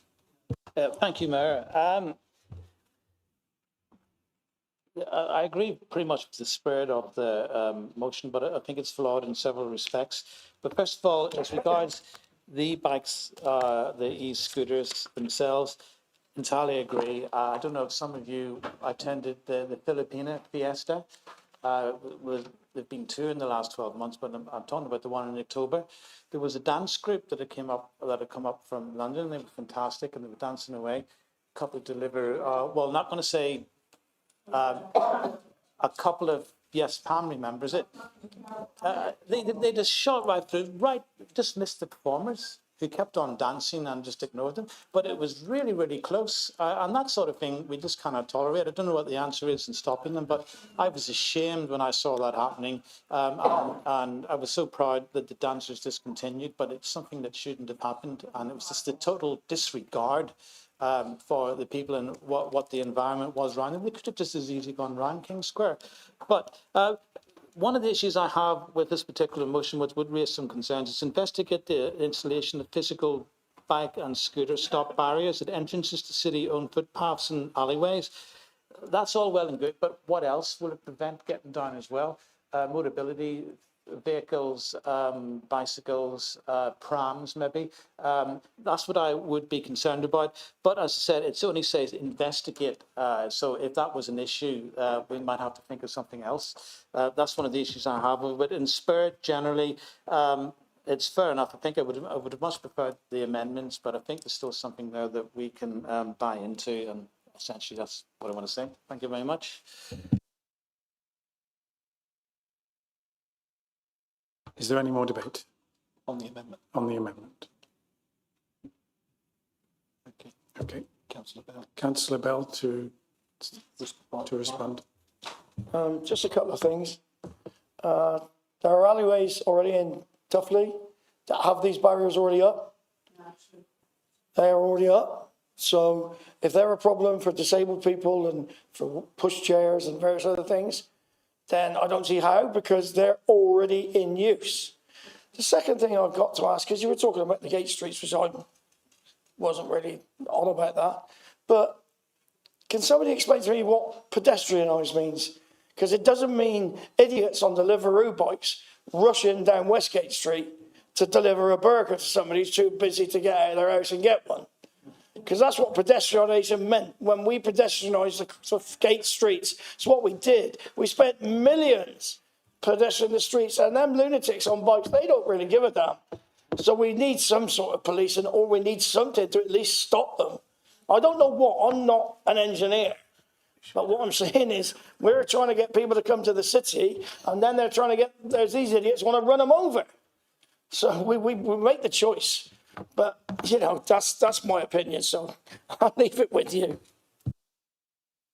Thank you, Councillor Bell. Let's vote on the amendment. Everyone in favour of the amendment?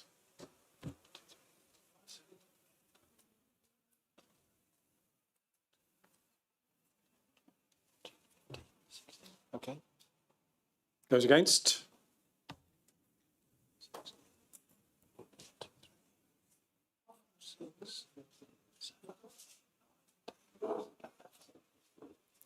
And any abstentions?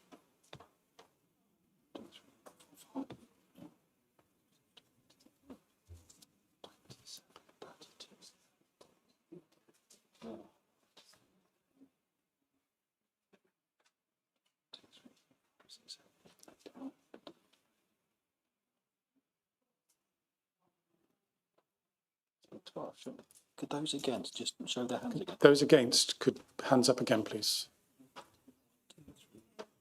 2, 3, 4, 6, 7, 8, 9, 10, 11, 12, 13. Oh, okay. That's better.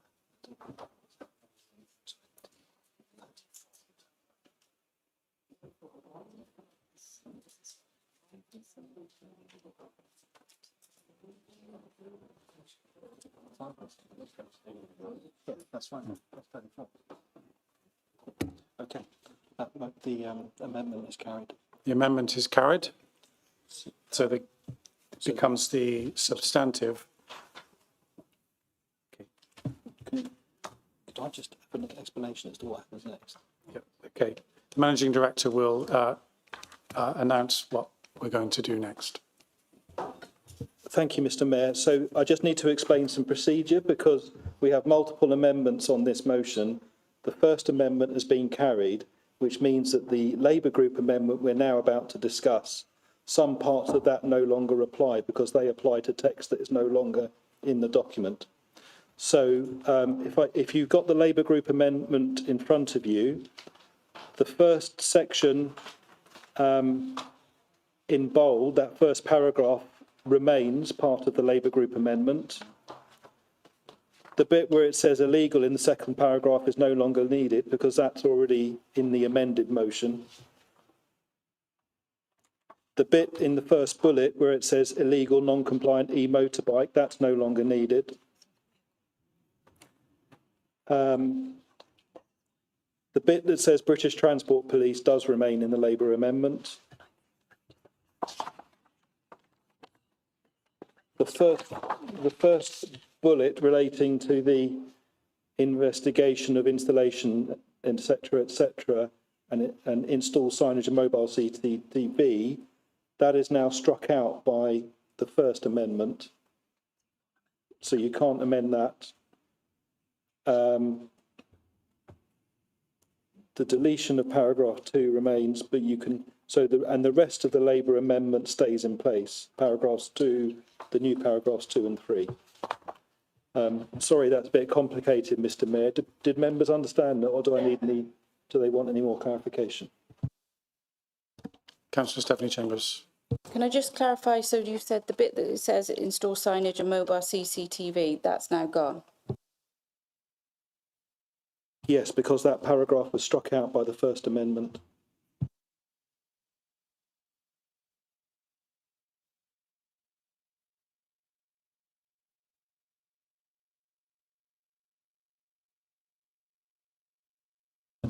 Are we ready to introduce the new amendment from the Labour Group?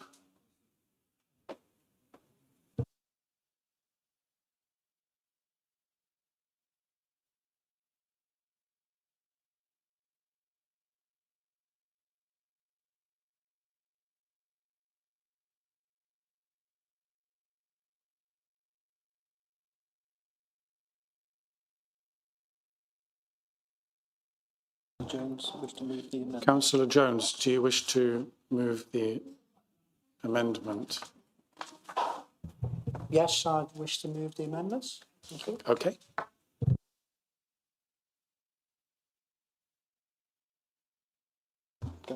Okay. Yes, well, you're very free to speak. So I'm a bit confused, guys. Thank you so much. Thank you. As Norman Tebbett said, on your bike, and as Yossi Hughes said, gives a job. One that is safe, secure, permanent job, not self-employed or part of the gig economy.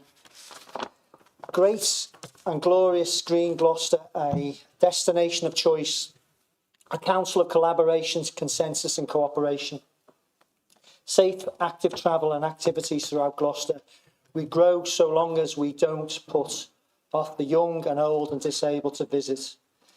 Illegal e-motorbikes and e-scooters are moving through the city with no sanctions. We have too many takeaways and fast food establishments. During and post-COVID, we have sleepwalked into a obesity crisis fueled by access to ultra-processed food delivered by Deliveroo, Uber Eats and Just Eat. An unintended consequence of the promotion of active travel has been the growth in self-employed gig economy riders paid to deliver per meal, has resulted in the growth and ignorance of the law concerning e-motorbikes. Electronically assisted pedal cycles that go at 15.5 miles per hour are under 250 watts maximum, with the throttle disabled, are okay for the law-abiding citizens of Gloucester, along with traditional conventional bikes. Last year, 1,000 e-bikes were seized in this country, and in 2023, 189 people were killed by bikes, but there's no differentiation between legal and illegal bikes. As Delboy would sing, e-motorbikes, no road tax or MOT, no money back or guarantee. Thank you, Councillor Jones. Do you have a second? I do, and I think after that I'll reserve the right. Thank you, Chair. Thank you, Councillor James.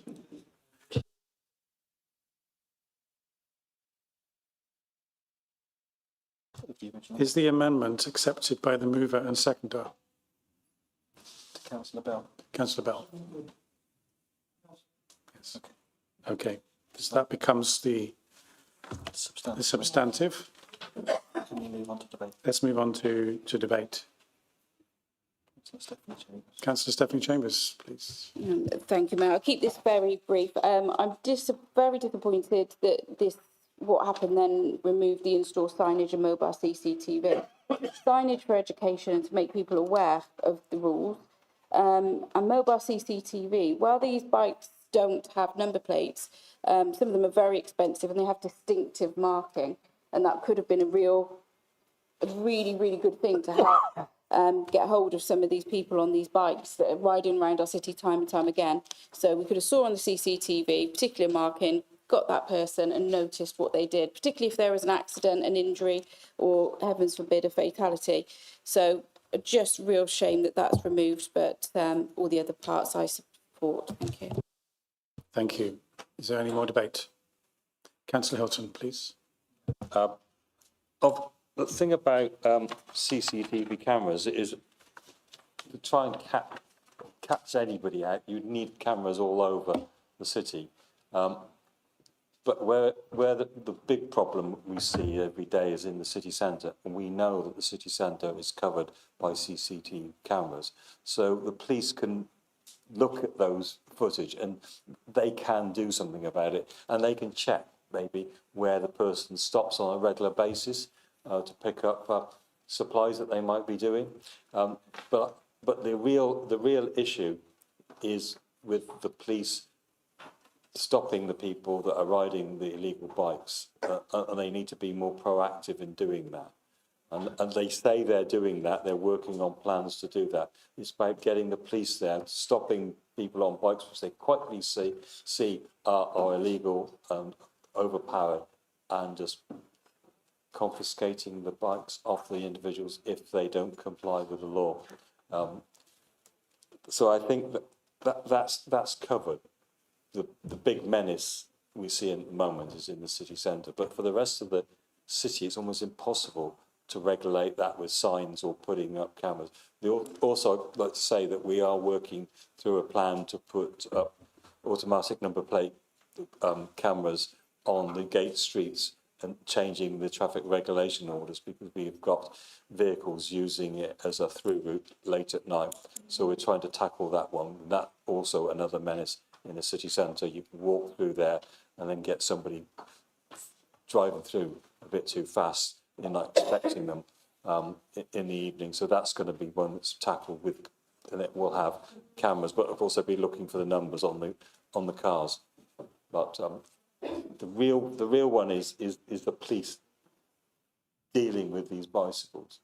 If there's a whole load of people riding around on illegal motorbikes or illegal mopeds, they deal with it. They haven't dealt with these yet. They need to. That's the key issue. Thank you, Councillor Hilton. Is there any more debate on the amendment? Councillor Patel, please. Thank you. I think I just need to remind the leader of the council that what this motion is about. It's not just about city centre. This is a city-wide problem that needs to be tackled. And as for the city centre, we have a new antisocial team, or a new team that's going to be targeting antisocial behaviour. And in the press release recently, the council stated that we are going to take ownership of antisocial issues. So perhaps there can be some collaborative work with the police and the new antisocial officers who will be tackling antisocial issues in the town centre to take action on these e-bikes and scooters. And perhaps we can go one further than that. Maybe we need to write to these companies, Uber Eats and all the rest of them, and say, we want to have a meeting with you. Let's get them in here for an overview and scrutiny committee meeting, perhaps, and tell them how concerned we are and how concerned the people of Gloucester are for our safety. Thank you very much. Thank you. Councillor Lewis. Thank you, Mr. Mayor. I wasn't going to say anything again, but two instances in the last 2 weeks. One was just out here with these mopeds thing. And they obviously know they're on CCTV because they have boxes on their heads. Well, very clever to a certain extent, but God, they were going fast. Then outside Poppies, on the dual carriageway, one of these licensed ones that we have outside this building was parked in the middle of the bloody road, pardon my French. But it was damned annoying, to be honest, and very dangerous. So, yes, it's basically down to the users, isn't it? But I don't think we ought to give them the opportunity to use them because they are just dangerous. You know, the bikes that are doing the 15 mile an hour, they've got to be pedalled, and I get them, no problem. Anything like a scooter, no, in the scrap heap. So I just find it extremely frustrating, and everybody knows I've got a very elderly dad, and less than 6 months ago, he was nearly flattened in the city centre by somebody with an Uber Eats or something on their back. And I was not very vocal towards him. I didn't have to give him some jip, and he kept hearing me for the next 200 yards. But it is the ordinary citizens are just going around on their own daily bits and bobs are going to get killed and flattened. It's not so much people like me, because I'll hurt somebody if they come into me, but my dad, it's going to kill him. You know, so we got to look after everybody, and they're just wrong, you know, because it's not so much the implement, it's like a knife. It's not the knife, it's the idiot that's holding it. It's that sort of problem we got to get over and stop. Thank you. Is there any further debate? Councillor Hyman, please. Yes, Mr. Mayor, I'm a councillor in Westgate Ward where there's a lot of issues with this antisocial behaviour and very dangerous. And these sort of bikes going the wrong way, Trigger Junction with cars coming round, you know, and riding on pavements, nearly knocking people off their buggies, you know, and it's absolutely unacceptable. And when the police have actually been approached, I get answers like, we are doing a special operation, or we're short-staffed, or something like we're going to be more active in the summer, you know, but there are other seasons in the year. And, you know, I think there should be a better police presence in the city centre all the time, you know, and if they're short-staffed, then they should go and deal with it with the government, and that's where I think we should bring the Member of Parliament into this. Thank you. Thank you, Councillor Hyman. Any further debate? No? Councillor James. Okay. Seconder of the motion is Councillor James. Would you like to speak now? I have nothing further to add, thank you. Okay, thank you. Councillor Bell. Councillor Bell, would you like to respond? No? Okay. Okay, let's move to the vote on the amended Motion. on the amended Labour motion. That's it. Okay, all those in favour? Any against? Anybody against? Any abstentions? That's unanimous. That's unanimous. Thank you very much. Right, do you want to fit a copy? Okay, before we move to the second motion, it is fairly warm in here, and I think it would be a good idea to have a 10-minute comfort break. We will stop the clock. We'll stop the clock. Councillor Stephanie Jones. Councillor Stephanie Chambers. Could I just propose briefly that within order of motions, are we able to change them? Because the motion number 3 is time sensitive in its outcomes, and I'd like to let Labour go before me.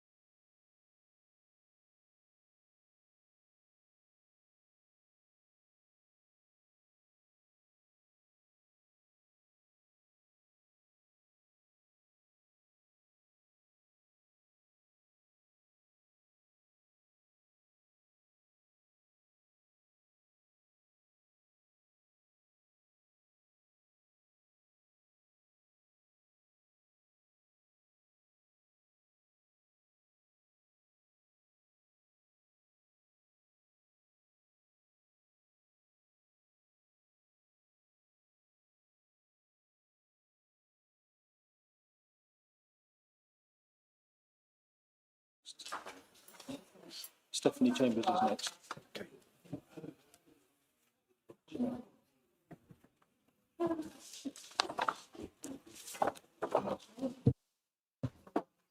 Councillor Stephanie Chambers, please.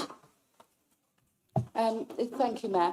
I'd just like to move a motion without notice, an urgent motion without notice, just to bring us to motion number 3. So we as a Conservative group are going to remove our motion from the agenda. Withdraw it. Yeah.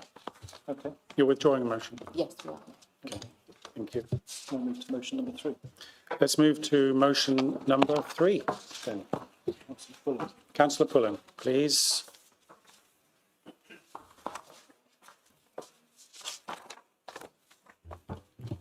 Thank you, Mr Mayor, and thank you to the Conservative group for pulling this important motion forward. This motion is about democracy. This motion concerns democracy and giving all 39 councillors in this chamber the opportunity they have to say. There is a proposal from Councillor Hilton about Greater Gloucester, but he has never brought this to the council, and there is not a mandate from the council for the Greater Gloucester proposal. The Lib Dem councils in Cheltenham and in Tewkesbury have all discussed it and agreed their position. Why haven't we in Gloucester?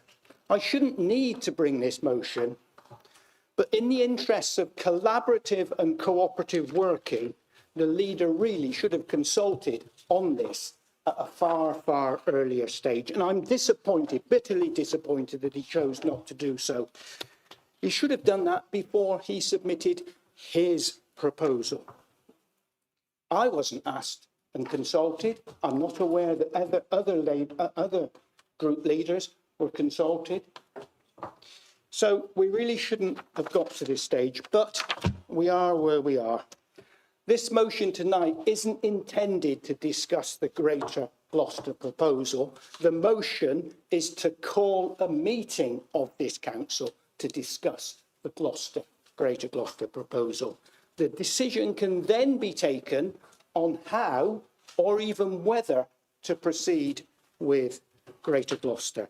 It's only right that democracy prevails and us as 39 councillors in this council chamber have the opportunity to speak on behalf of those residents who we are elected to represent. Local government review is one of the most important issues facing this council, and it is only right that councillors have the opportunity to review, and that we give the leader and the managing director a mandate on how to proceed. I know the working group has been proposed. This should have happened months ago. And in reality, any working group cannot go ahead until it's got a mandate from this council to proceed. We need to move urgently on this. If this goes ahead without a full meeting of the council, then precious time could be lost in developing a proposal that may not have the support of this council. Precious time, precious officer time, with the respect to the managing director, I know is spending an awful lot of time on it, and a complete waste of taxpayers' money in taking something forward, potentially to November, that doesn't have the support of the council. So, in acting on the interests, the best interest of this city, and of the residents that we are all here to represent, can I strongly urge you to support this motion? Why wouldn't you? Do we have a seconder? Councillor Chambers de Bruce. It's my reserve for rights. Okay. Liberal Democrat amendment. We have a Liberal Democrat amendment. And Councillor Hilton to speak, please. The amendment on the order paper is regarded, in our view, as a friendly amendment because it's basically laying down the process so that we've been through and where we need to go. I think we just need to remember that the white paper by the government was published on the 16th of December, proposing the abolition of district councils such as Gloucester City Council. This was absent from the Labour Party manifesto, so it came as a shock to us all.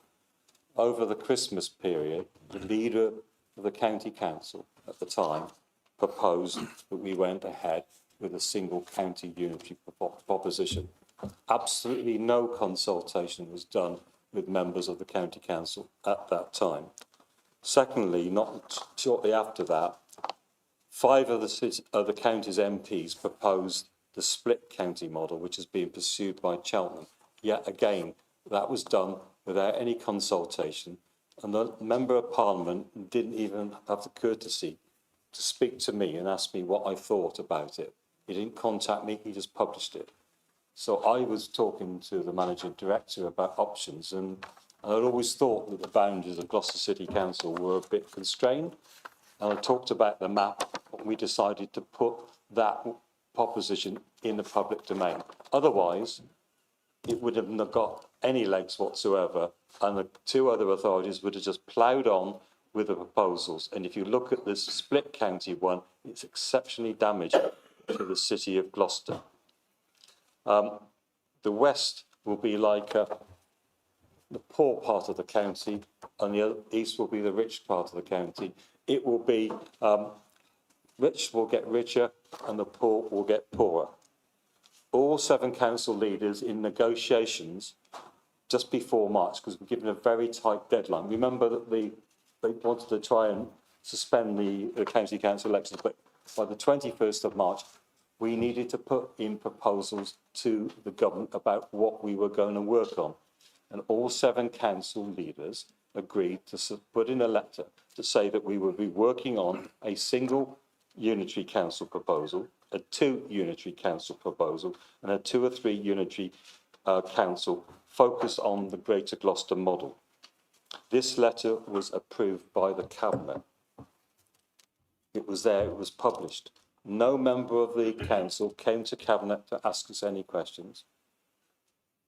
No member of the council objected to that letter going in, so they must assume that's what we're doing. There was no call-in of that decision to put that letter into the government. The government wrote back to us and said they had no objections to all 3, and they gave us some advice on how to work through the system. We now know that the government want us to decide by the 28th of November whether we put submissions in. As you know, each council can put in 1.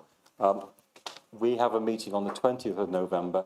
That is the last council meeting of the 3 local authorities that might put in the submission. In the meantime, we've set up the cross-party working group, and we've got a very strong agenda for the first one, where we'll be looking at all the options, guaranteed all the options, and we'll be also looking at the issue to do with combination, which area Gloucester should combine with. We'll be bringing to council workshops and briefing sessions to advise you of what all 3 options contain, and for you to challenge the assumptions. So there'll be full consultation on that. We need to look at those and have a chat about them. We need you to say, that's a good idea, that's a good idea, that's a strong idea, that is a weak point. What we can't do, we owe it to the citizens of Gloucester, because this council, whatever it is, will be in place for 50 years more. We need to make sure we've tested all the assumptions, and we then come to a decision in November. It's too early at the moment. It has been too early to have those briefings. We've just got the initial data from consultants that said the Greater Gloucester model works. It works as long as does the east-west split as the single county unity one. It all works, and therefore we've got enough information now to reassure you that we're working on 3 projects that will provide options for in November for a decision. but it's all been rushed like mad. This is not about being anti-democratic. This is about trying Councillor to Hilton, deal with are you the wrapping up government now? and what the government is rushing us through. The anti-democratic thing, frankly, is the government deciding to abolish Gloucester City Council for the first time in 542 years without putting it in the manifesto. Thank you. Thank you. Do we have a seconder for the amendment? Councillor Wilson. Thank you. Is the amendment accepted by the mover and seconder? Councillor Bullen? Okay. Let's debate the amendment. Okay. Anyone want to debate? Yeah, Councillor Stephanie Chambers. Thank you, Mayor. This amendment takes out really key principles, and it omits to give a full background of what has gone on. It takes out that the leader has indicated a preference for the Greater Gloucester model. However, I don't agree with that statement, and I think that statement needs to be clear in there. For instance, the advert that was put out advert for somebody to convince the residents, councillors, etc., that of the Greater Gloucester model. So that doesn't speak to me as somebody that has no preference for this Greater Gloucester model.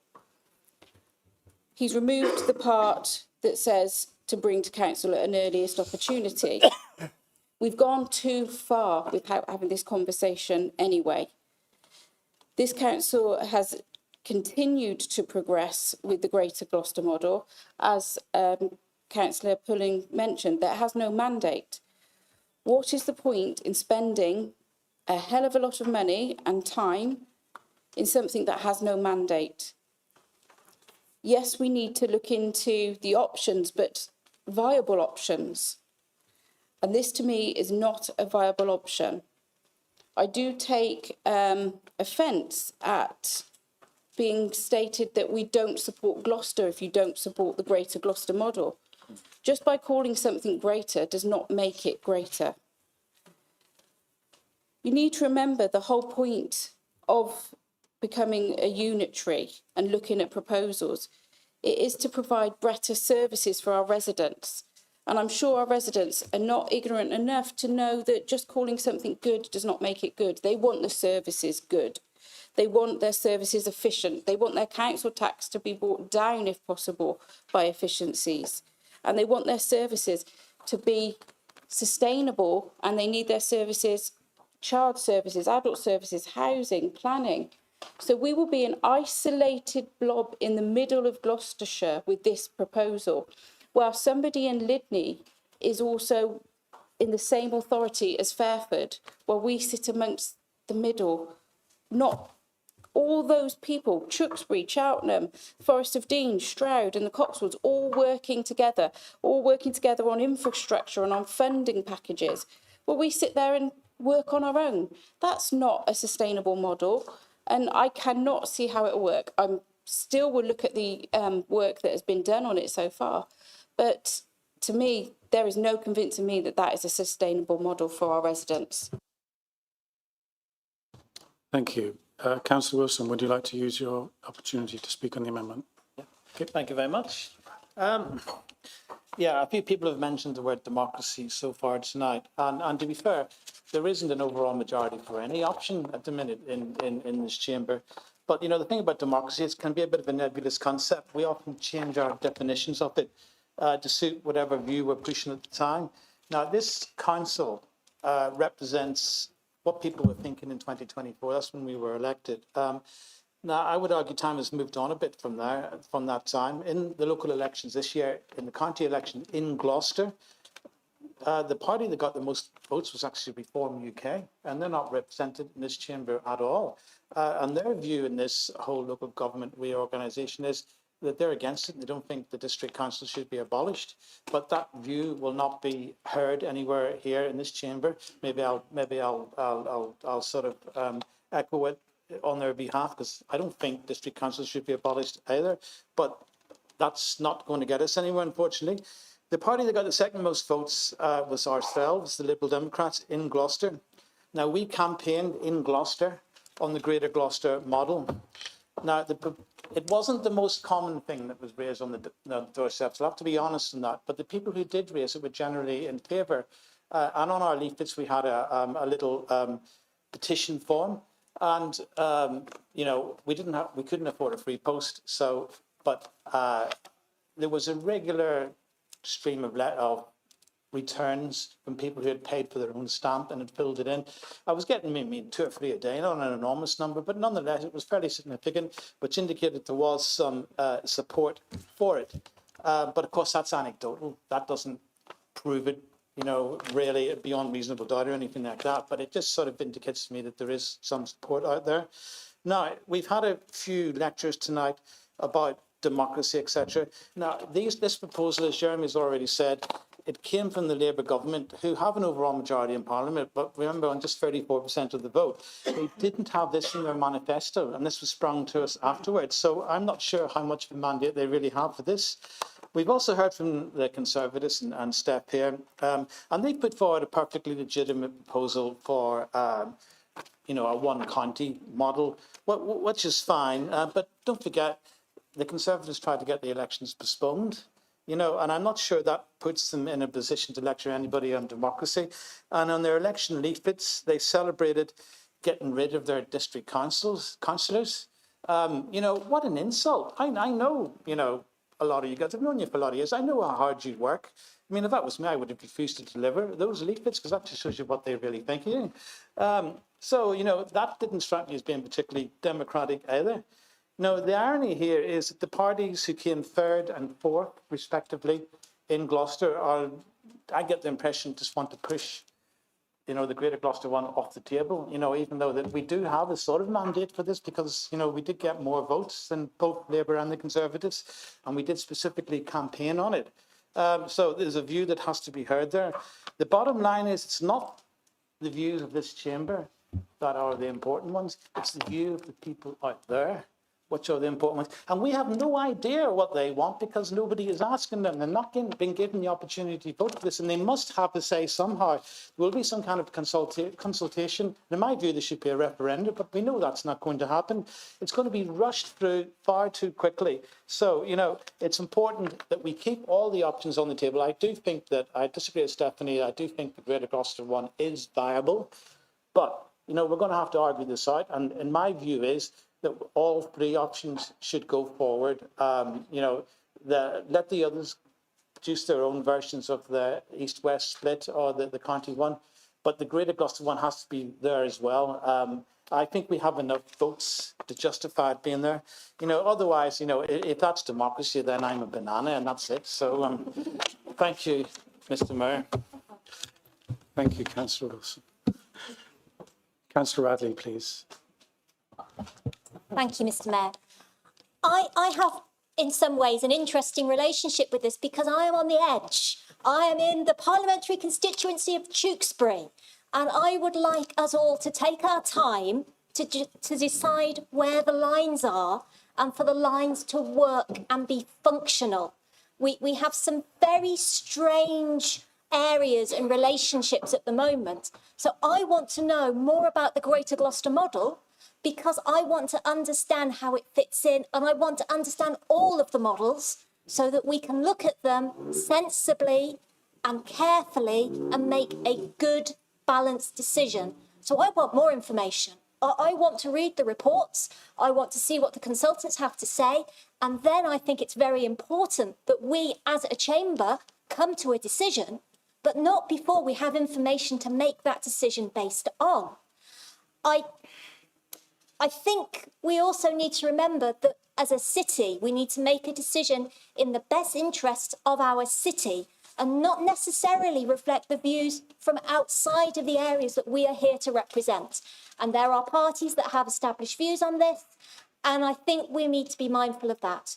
So I think I want to understand the Greater Gloucester model more. I like it. I like the look of it. But I'm looking at it from the edge. And I want those boundaries to actually work. Thank you. Thank you, Councillor Radley. Councillor Pullen. No, sorry. He comes in at the end. first. Councillor, actually, it's Councillor Lewis. Oh, was it Councillor Lewis, please. Right. I've known Anne for a while now, and actually she talks a lot of sense.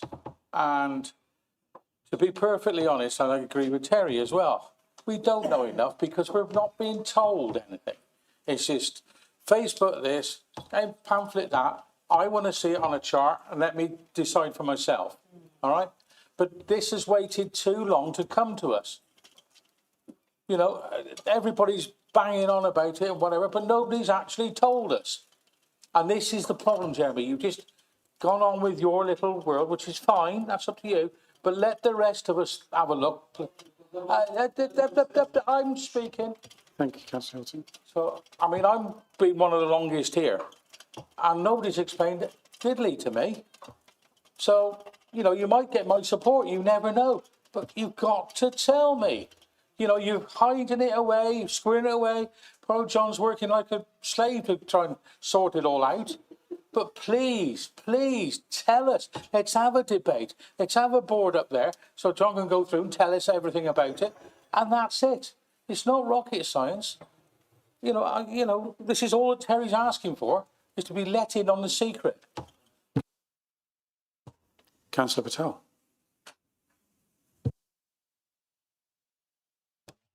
Thank you, Mr. Mayor. Once again, I'm finding myself agreeing with Councillor Pullen. Makes a change, doesn't it?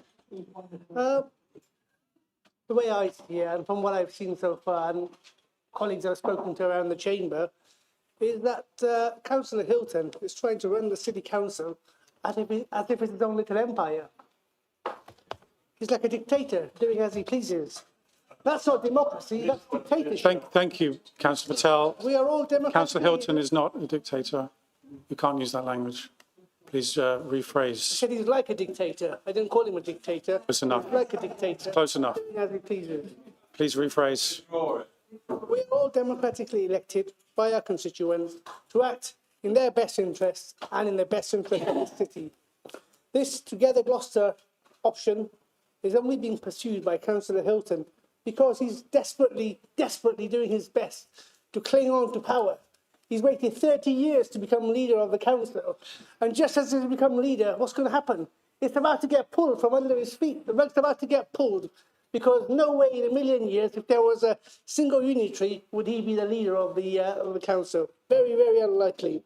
This is personal insult. He doesn't even have a majority in this chamber. He doesn't even have.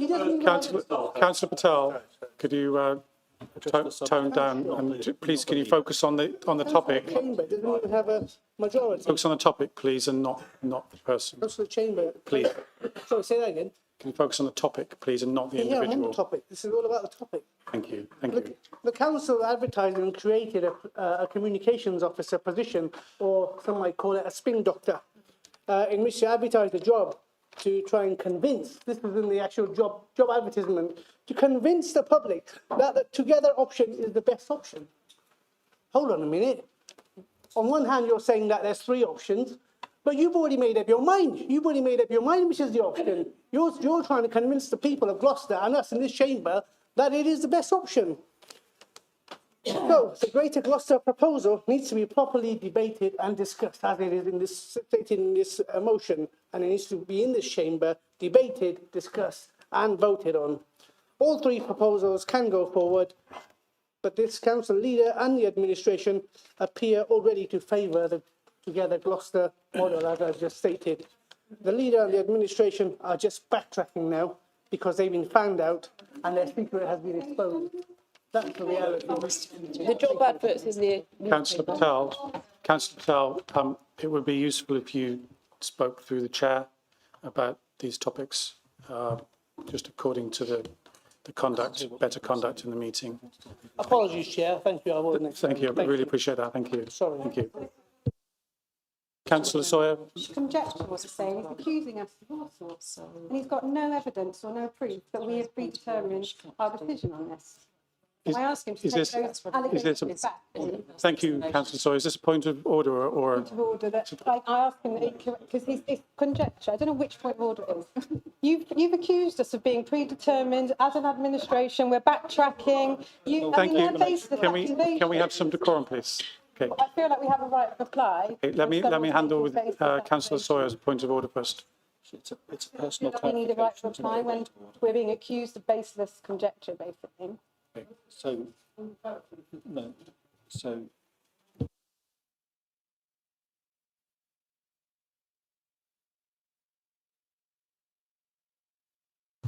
Does councillor Patel wish to clarify his statement that he just made Thank you very much, Mr. Mayor.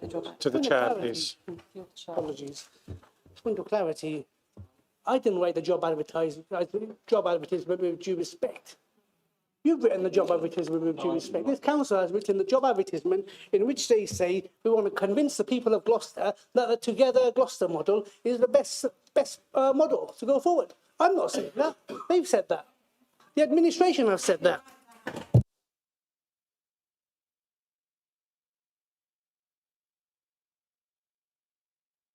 further person. Councillor Sawyer, do you wish to continue with a further personal explanation? Like an apology, I think the administration would like an apology because he's made accusations against us and they're baseless. What factor that we predetermined and we backtracked and all those things you're accused of? I think we need to calm down and move on. Councillor Patel did try to clarify his point, and Councillor Sawyer has made her point as well. And I think the chamber has noted both of those quite well. So thank you very much. Councillor Hilton, would you like to? No, he's already spoken. Well, I want to make a personal explanation because I've been named in the comments made by Sarge Patel and also by Stephanie with regard to the reduction of the text on the Labour motion. The reason that was reduced was because it was assuming I'd made an absolute decision. It was making a comment on my views on things like that. I sit on the county council. I might well have to support the single unitary county proposal there to stop the east-west nonsense that's being proposed by Cheltenham getting any light of day. I might have to do that. Secondly, my motives are about the future of Gloucester and they're nothing to do with my leadership. I'm near the end of my political career. I might want to do another 5 or 6 years, but one thing I'm interested in is what happens to Gloucester's future. And to suggest that it's all about hanging on to power is just unacceptable, particularly when your leader at Shire Hall tried to stop the election. Okay. That's noted. That's noted. Let's move on. Thank you, Councillor Hilton. Let's move on. Into the debate on the amendment. I think we need to move on to the debate in the amendment. Yeah, it's Councillor Alistair Chambers has had his hand up for a while. Thank you, Chair. Let's look at the bigger picture. We're unitary. We've got Gloucestershire University. Never heard of Greater Gloucestershire University. Gloucestershire Marine and Water Rescue. Gloucestershire Police. Gloucestershire NHS. Gloucestershire Fire Brigade. Gloucestershire Highways. Are we ever going to have a Greater Gloucester NHS? Are we ever going to have a Greater Gloucester Police Force? Are we ever going to have a Greater Gloucester Fire Brigade? You can't even manage, Chair, with the greatest respect, this council can't even manage burying people in the right graves. How is it going to tackle fires? Can we please keep on topic? topic? I'm keeping to this thing, Chair, with the greatest respect. On topic, please. On topic, Councillor yeah. Alistair Chambers. This council can't manage its in-house basics. It can't manage its cybersecurity. This council can't manage watering trees. This council can't manage maintaining lifts. This council can't manage maintaining car parks. How is this council going to maintain a fire brigade? You're asking too much of such a small council. It's not going to be possible. It's not relevant. And in the middle of our great county, to have a small section trying to manage all these extra areas like adult social care. Do people really believe in this chamber we're even able to manage that? We're not. Fostering, child services, public health. No, no, no. Let's put to bed this pathetic childlike idea. Let's get back. Let's support the county. Let's get on board with Gloucestershire Police. Let's get on board with Gloucestershire NHS. Let's get on board with Gloucestershire Schools and Education. Let's get on board with Gloucestershire University. Let's get on board with Gloucestershire Fire Brigade and Rescue. Let's get on board with Gloucestershire Water Services, Ways, Marine Water Rescue. And let's get on board with Gloucestershire Highways. Let's stop pretending we can swim to sea when we can't even paddle in a little dinghy on the River Severn. It's an absolute joke. It's a complete waste of time. So I propose if we can put the order, if we can put the question to be put section 15.3.13 go to the vote. Thank you, Chair.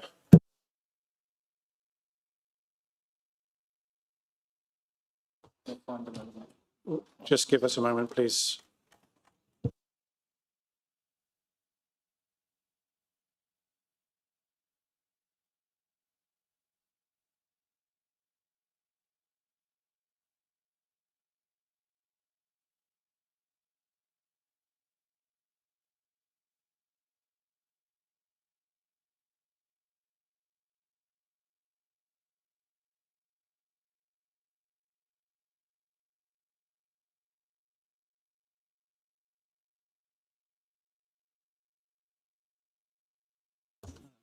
Councillor Chambers is moving a motion that the question be now put. Does he have a second? Do you have a seconder?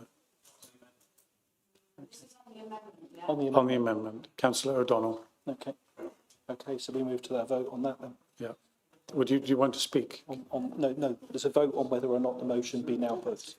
Okay, let's have a vote on whether the motion as amended. The question now be put. Now be put, yeah. Yeah. Yes. We go to a vote on the... Do you want me to clarify? The Managing Director will clarify the point.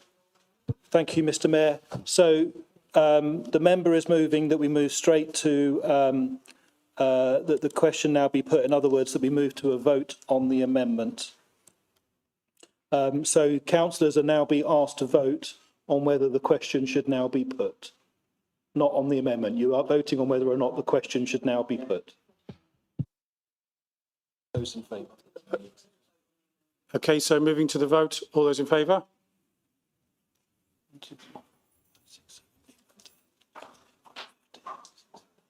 And those against? Those against? Okay, so we now go straight. That's carried. So that's carried. So we now go to the vote on that amendment. So let's go to the vote on that amendment. Okay. So those in favour? Favour of the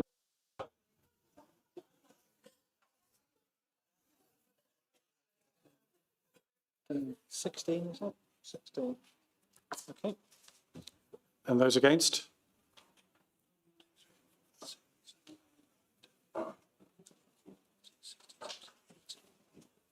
Any abstentions? Right, that amendment's lost. That amendment was lost. We now move to... Let's now move to the Conservative amendment.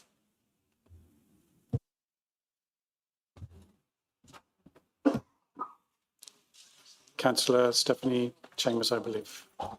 Yes, thank you, Mayor. This is a short amendment, which is just a friendly addition to the Labour motion. And the addition is to provide a report to Council at the meeting with an update on all work already progressed and planned in regard to the Greater Gloucester model, including all cost implications. So this is to see how far the administration have taken this proposal without a mandate and to see what costs they've incurred for the residents of this city. Now, it is important to do this work and consult with residents. I get that. It is important work to be done, but not on something, like I said, that is not viable. And it was mentioned that there was a mandate to fight this. Now, I've looked at the Liberal Democrat manifesto for when the Liberal Democrats were elected into this chamber. And it says, oppose any government attempt to abolish Gloucester City Council and replace with a larger unitary authority. Gloucester must have its own council. You're actually arguing against your Greater Gloucester model in this.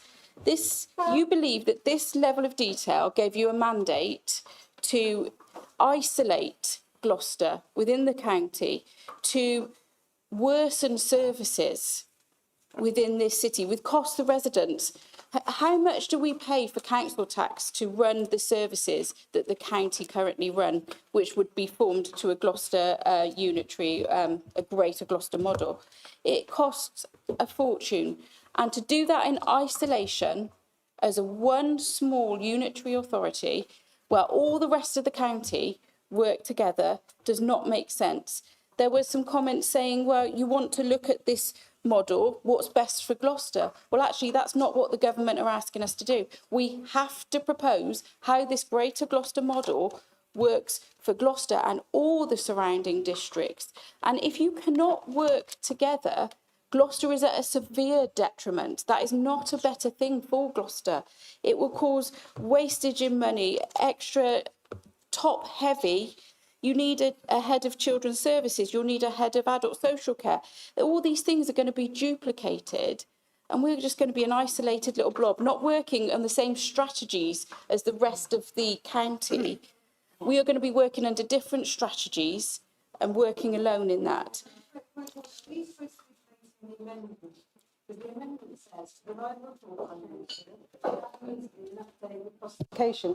Currently, Councillor Chambers is just debating the model based with no information to do that. So can I just say, are we debating that line that's being added in? Yeah. Thank you, Councillor Sawyer. Point taken. Councillor Stephanie Chambers, could you focus on the actual points that are contained in the amendment?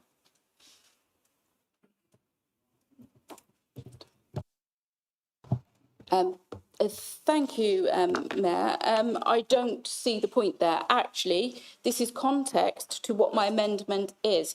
So my amendment is to work out all the costs that are being spent on an unviable model. So what I have said is actually important to my amendment. And I want to see how far this administration has gone without a mandate in procuring services, costs incurred, officer time, etc., on something that they know has not got the backing, not only within this chamber, but in the wider Gloucestershire area.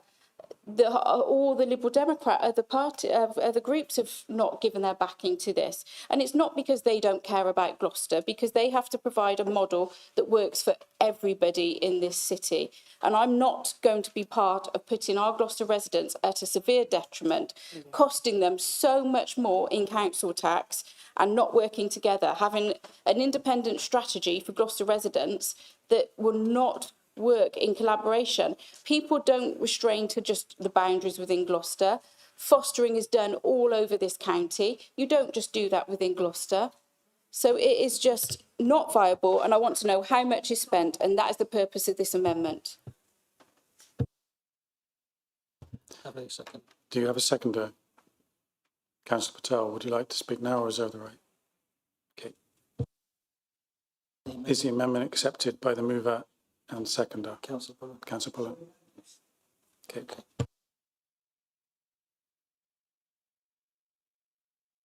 So now it becomes the motion, and we move on to the debate on the motion.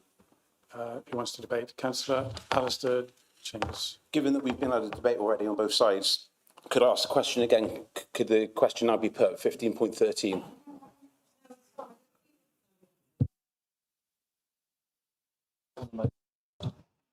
The chair has to be convinced that there's sufficient debate on this motion first. Thank you, Chair. The Mayor speaking instead then on the motion. Yes. As I've said before, this motion makes perfect sense. We need to weigh up the costs. We need to know the duplication of job roles. We need to know how this small, tiny unitary, one of the smallest unitaries in the country, I think it will be the smallest unitary. It's going to be tiny. It's going to be abysmal. It's going to be pathetic. It's going to be one of the smallest. It's going to be a laughing joke, not only in the county, in the country. Councillor Alistair Chambers, would you address the chair? Yeah, Chair, it's going to be a laughing joke, not only in the country, but in the county, not only in the county, but in the country. Derby have gone for the same model, like a Greater Derby. I think they called it Better Derby, but nobody really agreed with it, and it's not been going through very well. I think it's sort of fallen short, really, quite far short. So what I'm saying is basically that this is a terrible idea. Trying to split up the police, the NHS, the fire brigades. It's all managed under the county council. The fire brigades, all the schools managed under the county council. Why would you carve these sections up? We give them to a non-performing authority with a non-performing leader, Chair. Would you do that? I wouldn't do it. So I want to move this quickly because I appreciate everyone's getting tired and I think we should really get to the vote. So I'm going to end it early there. But please, everyone, let's make sense of this. Let's get this ridiculous childlike idea gone. Thank you, Chair. Councillor Dr. Trimnell. Thank you, Chair. I just want to say my penny's worth. Yeah, you don't have to keep that. There is absolutely nothing undemocratic and unacceptable about this one particular model. Let's just remember. The only undemocratic thing that has happened is that the Labour government has made us try to change the status quo. That is simply the case, okay? There's 3 models, and I think it will be consulted upon. And I think we do agree to the fact that you should all see the costs. We want to see the costs. As members of the Lib Dem group, we want to see the costs. We haven't got those costs. But I hear what you're saying, Councillor Chambers, but actually there are things as shared services. And I am bitterly disappointed with our MPs, and especially our MP for Gloucester, who has already stated, before even looking into detail in any of the models, that he actually supports the split model. I think what we do need is everything firmly on the table. We need to see the models. We need to look at all the cost implications. And I've already heard that actually this is a feasible model. So actually, you know, let's go with it. Let's see what happens. And then, you know, let's see then what comes from it. So I wasn't going to say anything, but I thought I'd put my penny's worth in. Thank you. Thank you, Councillor Trimnell. I think I've seen no.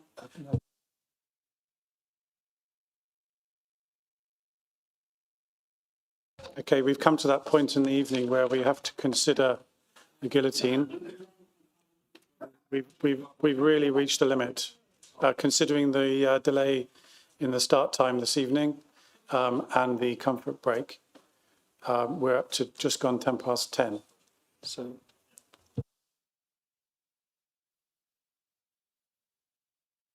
So I must ask the question right now if this council wishes to close the meeting now.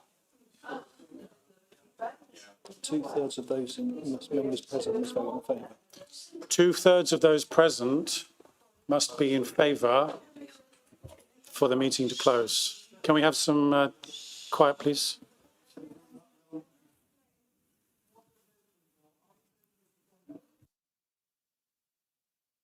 We're voting to close the meeting according to the rules of the guillotine.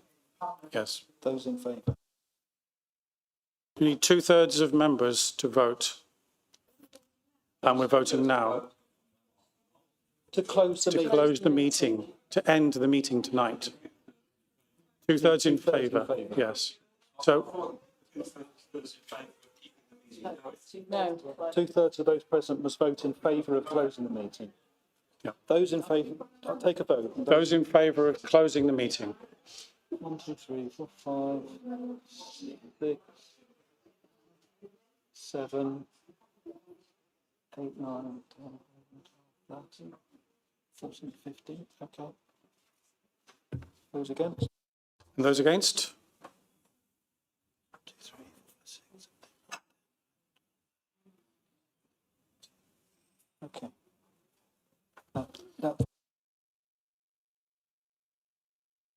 That vote is lost, so the meeting will continue for a further 60 minutes. Councillor Radley was the next.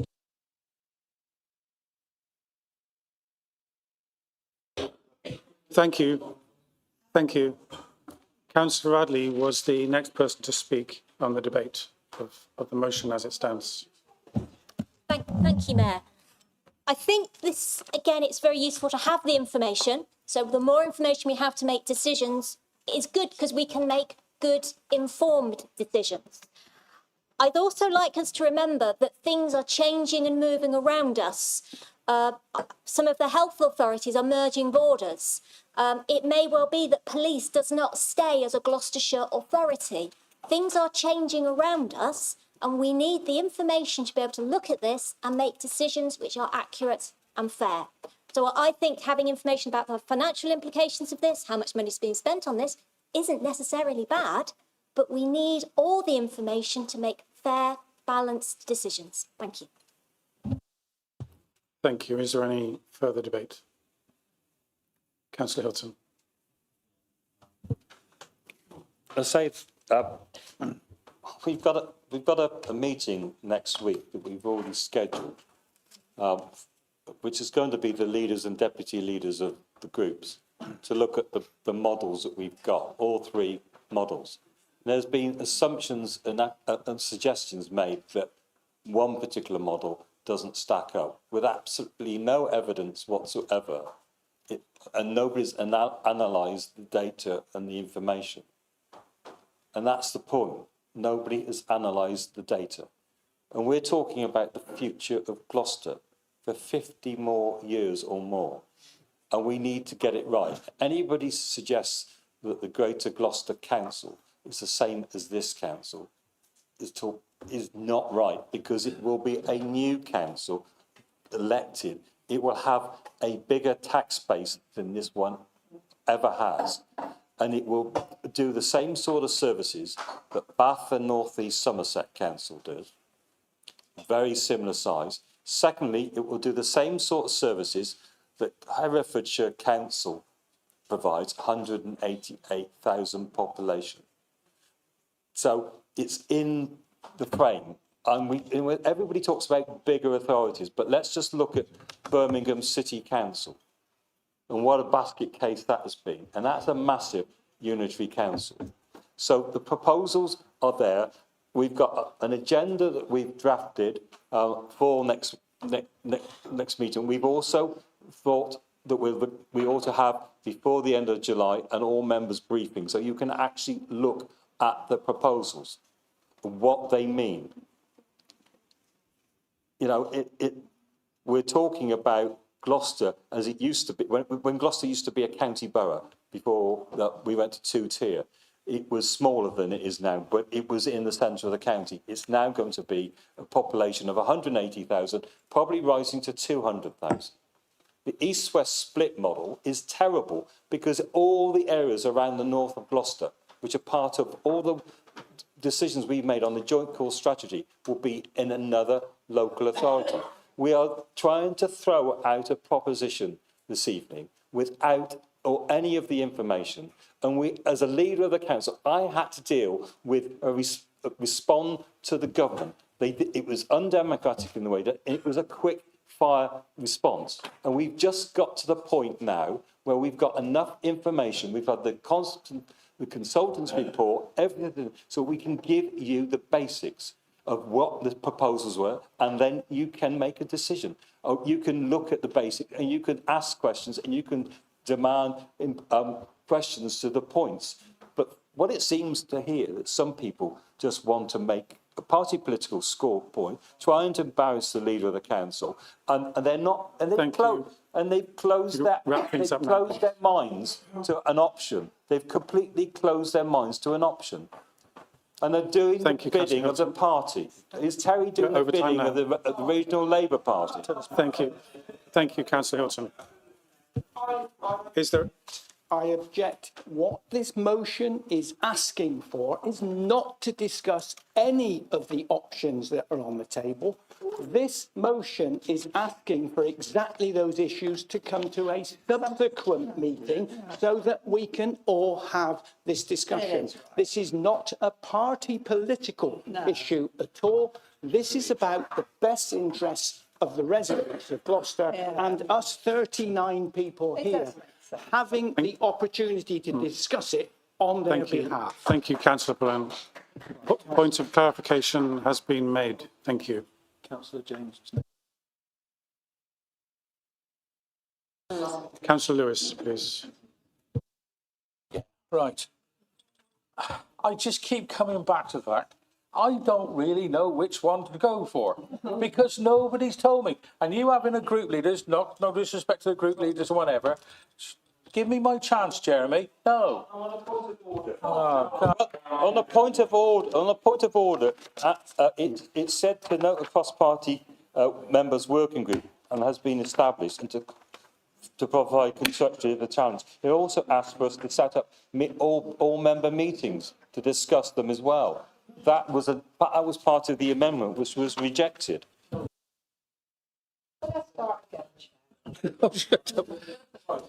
Councillor Hilton, the point was noted. Can we go back to Councillor Lewis, please? Thank you very much, Chair. I mean, it's been very interesting because it's brought out some flaws and God knows what else tonight. It's all we're asking for, and what Terry and Steph is asking for, is clarification and information. We've huddled away somewhere. No, don't shake your head at me, Jeremy. This is what we're finding. I've been in this job. Councillor Lewis, could you remember to speak through the chair, please? I'm looking at you. Yeah. Okay. Yeah, but he's making slight comments. Thank you very much, Jane. We're just asking for some information, all right? He's got it. I'm sure one or two, probably Declan or whatever. I haven't got it, and I've been on his council 24 years now. Why don't he tell me? You know, if I'm going to make an informed decision as part of the 39, I need to know. But he's hiding it away, squirreling away, working on it. It might be absolutely wonderful, Jeremy, but we don't know. This is the problem. This is where we're coming to with Terry and all the rest. A working group doesn't include 39. Thank you, Councillor Hilton. Thank you. Right. Nobody's agreed to it. Councillor Lewis. Thank you very much, Mr. Mayor. Let's just agree to have all the information put in front of us and then let's get on with it. You know, because it's a very important decision and I just don't want to be left out. Thank you very much. Any further debate? Councillor O'Donnell.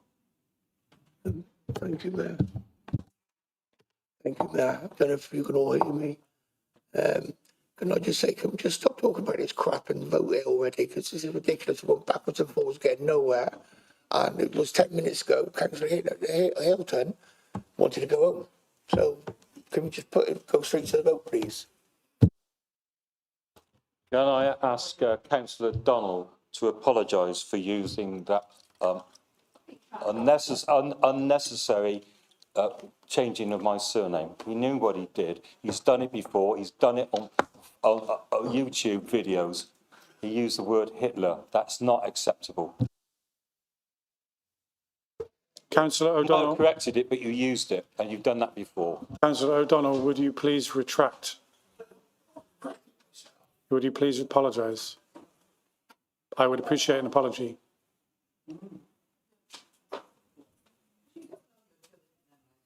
I don't think that was fair, Councillor O'Donnell.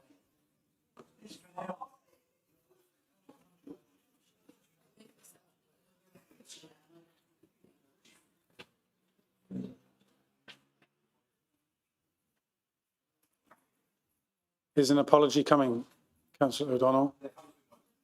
Thank you. Thank you. I do appreciate that. Thank you. Appreciate it. Yeah, thank you. Any further debate? Is there any further debate on this motion? Yes. I think you've already spoken.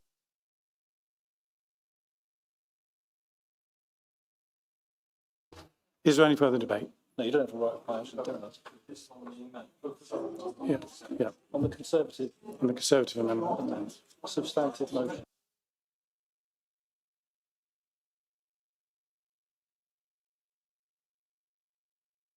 Okay. Councillor Patel, would you like to sum up? Yeah. Yeah.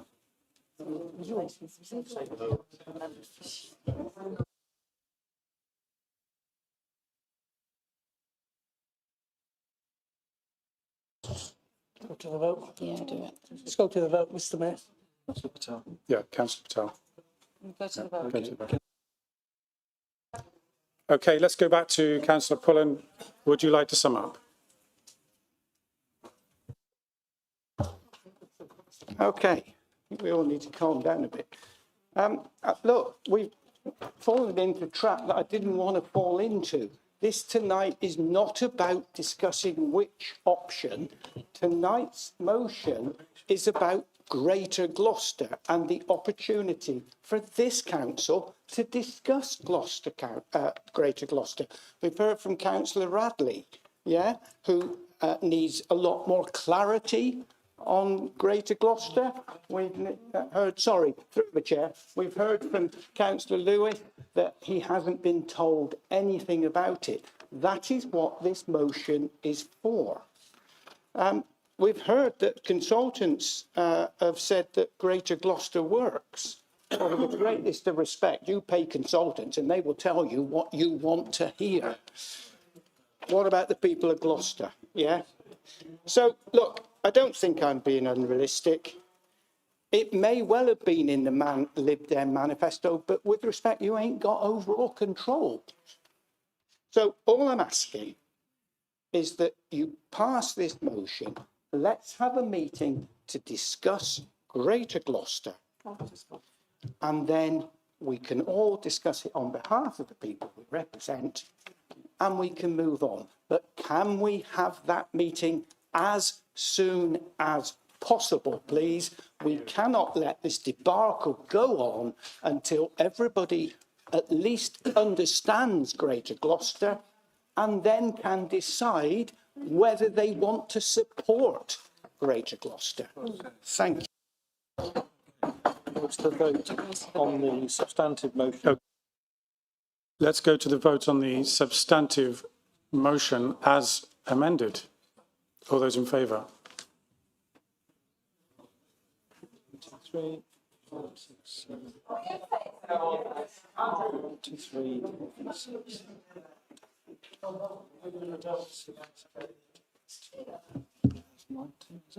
Those against? Those against? Abstentions? Okay, so that motion's carried. Motion is carried.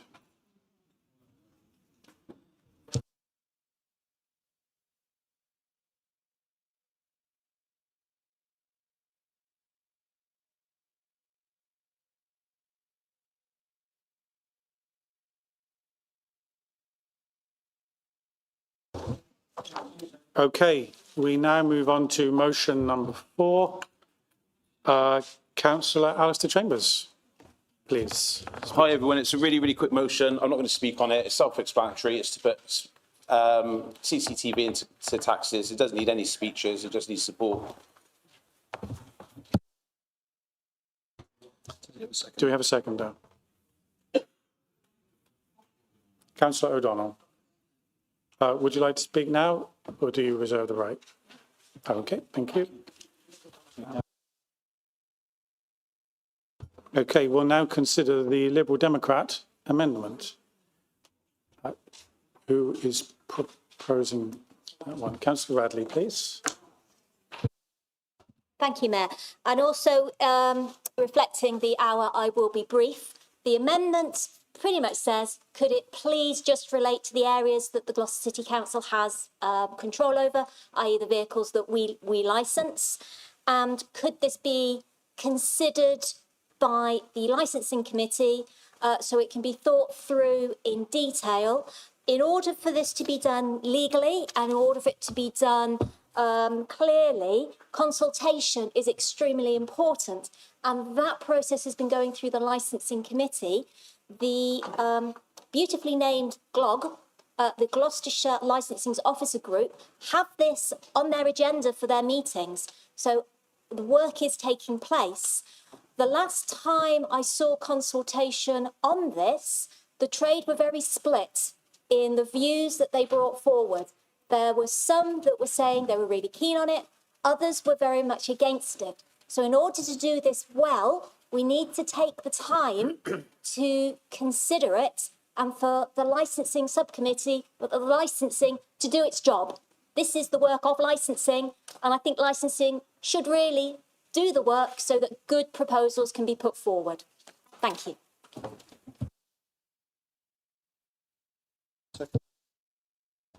Okay, do you have a seconder? Councillor Hyman, would you like to speak now or do you reserve the right? I'll speak now. I'll be as brief as I can, knowing the hour. Okay. Do a few things to say. I support this, which is a friendly amendment. as it's helpful in making the motion itself easy to deal with at Cabinet before they consider it for delegation to the Licensing Committee to deal with in detail. This is, of course, subject to the motion being carried. The amendment does not detract from the substance of the motion, which has been well thought out. We need to ensure we get this right and not be the victim of unintended consequences, as happened with Southampton City Council. They received an enforcement notice from the Information Commissioner's Office as their video recording was disproportionate. A main item of contention was in respect of audio recording. They lost their appeal, but the hearing recognised the benefits of CCTV in taxis and private hire vehicles when used correctly. The ICO are willing to work with councils and others, so I'm pleased this is included in the proposals before us. There are various things that need to be sorted out, such as retention policy and who is the data controller and all that, and that could all be dealt with at the Licensing Committee. If there are any financial implications for the council, I would expect the Licensing Committee to consult the appropriate Cabinet member. So I therefore ask you to support the amendment so we can have a substantive motion that will further improve the taxi and private hire service that serves us 24/7. Thank you. Thank you, Councillor Hyman. Is the amendment accepted by the mover and the seconder? It is, yes. Thank you. That becomes...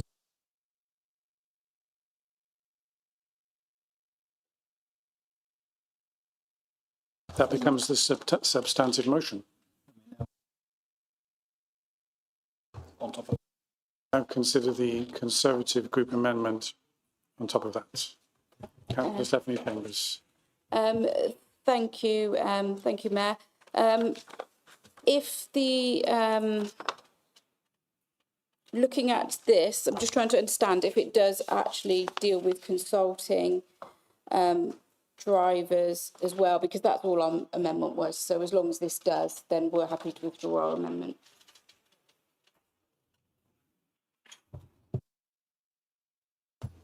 Okay, that's withdrawn then. Thank you.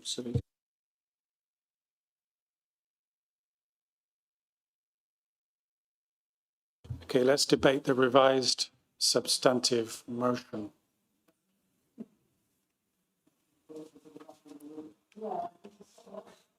Would anybody like to debate the revised substantive motion? Councillor Dr. Trimnell, please. Thank you, Chair. On the 19th of March 2011, Sean O'Callaghan left a nightclub in Swindon and was never to return. A taxi driver. I remember it well, actually, to the point, because I was living in the area at the time, I was actually out that particular night when it happened, and it has made me extremely cautious of stepping in a taxi, often feeling that it's safer to walk than actually catch a taxi. So it brings back quite a lot of, anger, I suppose, because actually, if Christopher Halliwell actually got caught by CCTV in a petrol station, that was how he got caught. But it does make me wonder whether some lives could have been saved if there had been CCTV, mandatory CCTV, in a taxi. That said, I understand the complexities of this issue. And so currently, Gloucester City Council's Hackney carriage and private hire policy allows for CCTV dash cams to be installed in a licensed vehicle. However, this is not mandatory. Gloucester City Council's Licensing and Enforcement Committee approved a document for consultation back in 22-23. This consultation document that was taken was a proposal to mandate CCTV within licensed vehicles. I don't want to get into too much detail about this, but I did find it quite fascinating in undertaking the research. But I do feel that the Licensing Committee is probably the best place for this motion, and I look forward to a report coming back with its findings. I think keeping passengers safe is of top priority, And therefore, I'm happy you brought this motion, actually, and I'm really happy to support the amendment as it being a substantive motion. Thank you. Thank you. Councillor Stephanie Chambers, please. Thank you. And I think this is an important measure. However, I think while the safety concerns for people using taxis are really, really important, that is the primary thing. But this will protect drivers as well. And when I spoke earlier about somebody not wanting to make a complaint, I've received propositions from taxi drivers and things that make you feel really uncomfortable, really not nice. And you can't raise that, you can't do anything about it because you can't prove it. And we don't want taxi drivers like that in our city. We want everybody to feel safe and secure and not under pressure.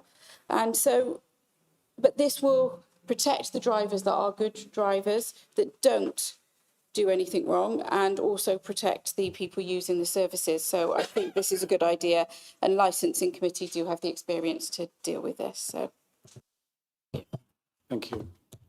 Any further debate? Sorry. Yes. Okay, Councillor Tracy then, yes. Yeah, I totally agree, because there's been many incidents when we used to go, I mean, you don't do it now, when we used to go on night patrols with taxis and pull them in and everything like that. And some of them couldn't even know where Eastgate Street, where Barton Street was. But where I'm going from there, yeah, I think it's a great idea. And why should they be scared to not have it in there? But who controls that camera in there? That's what I want. They can turn that on. Oh, I had to stop. So who controls the camera?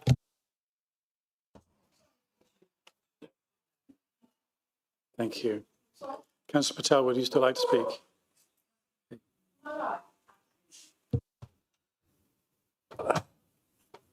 Thank you, Mr. Chairman. I think if Councillor Tracy can get hold of her IT technical experience, perhaps she could man the CCTV cameras and dash cams in the cars. I think that would be going one too far. This is exactly why I'm a councillor.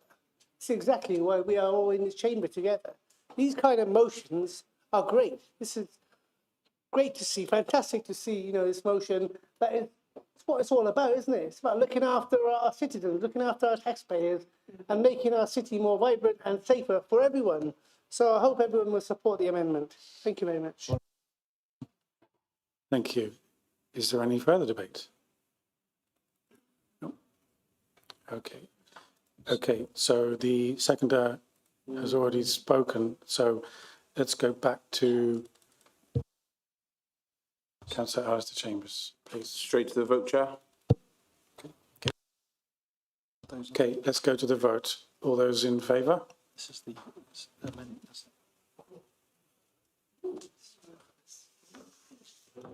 Any against? All against? Any abstentions? It's unanimous. Okay, it's unanimous. Thank you.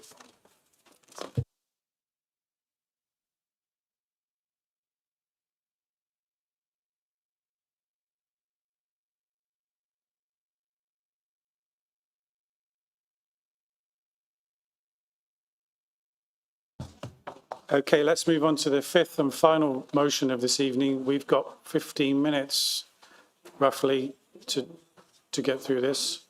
So if we move quick, then we can get it finished in time. Councillor James, please.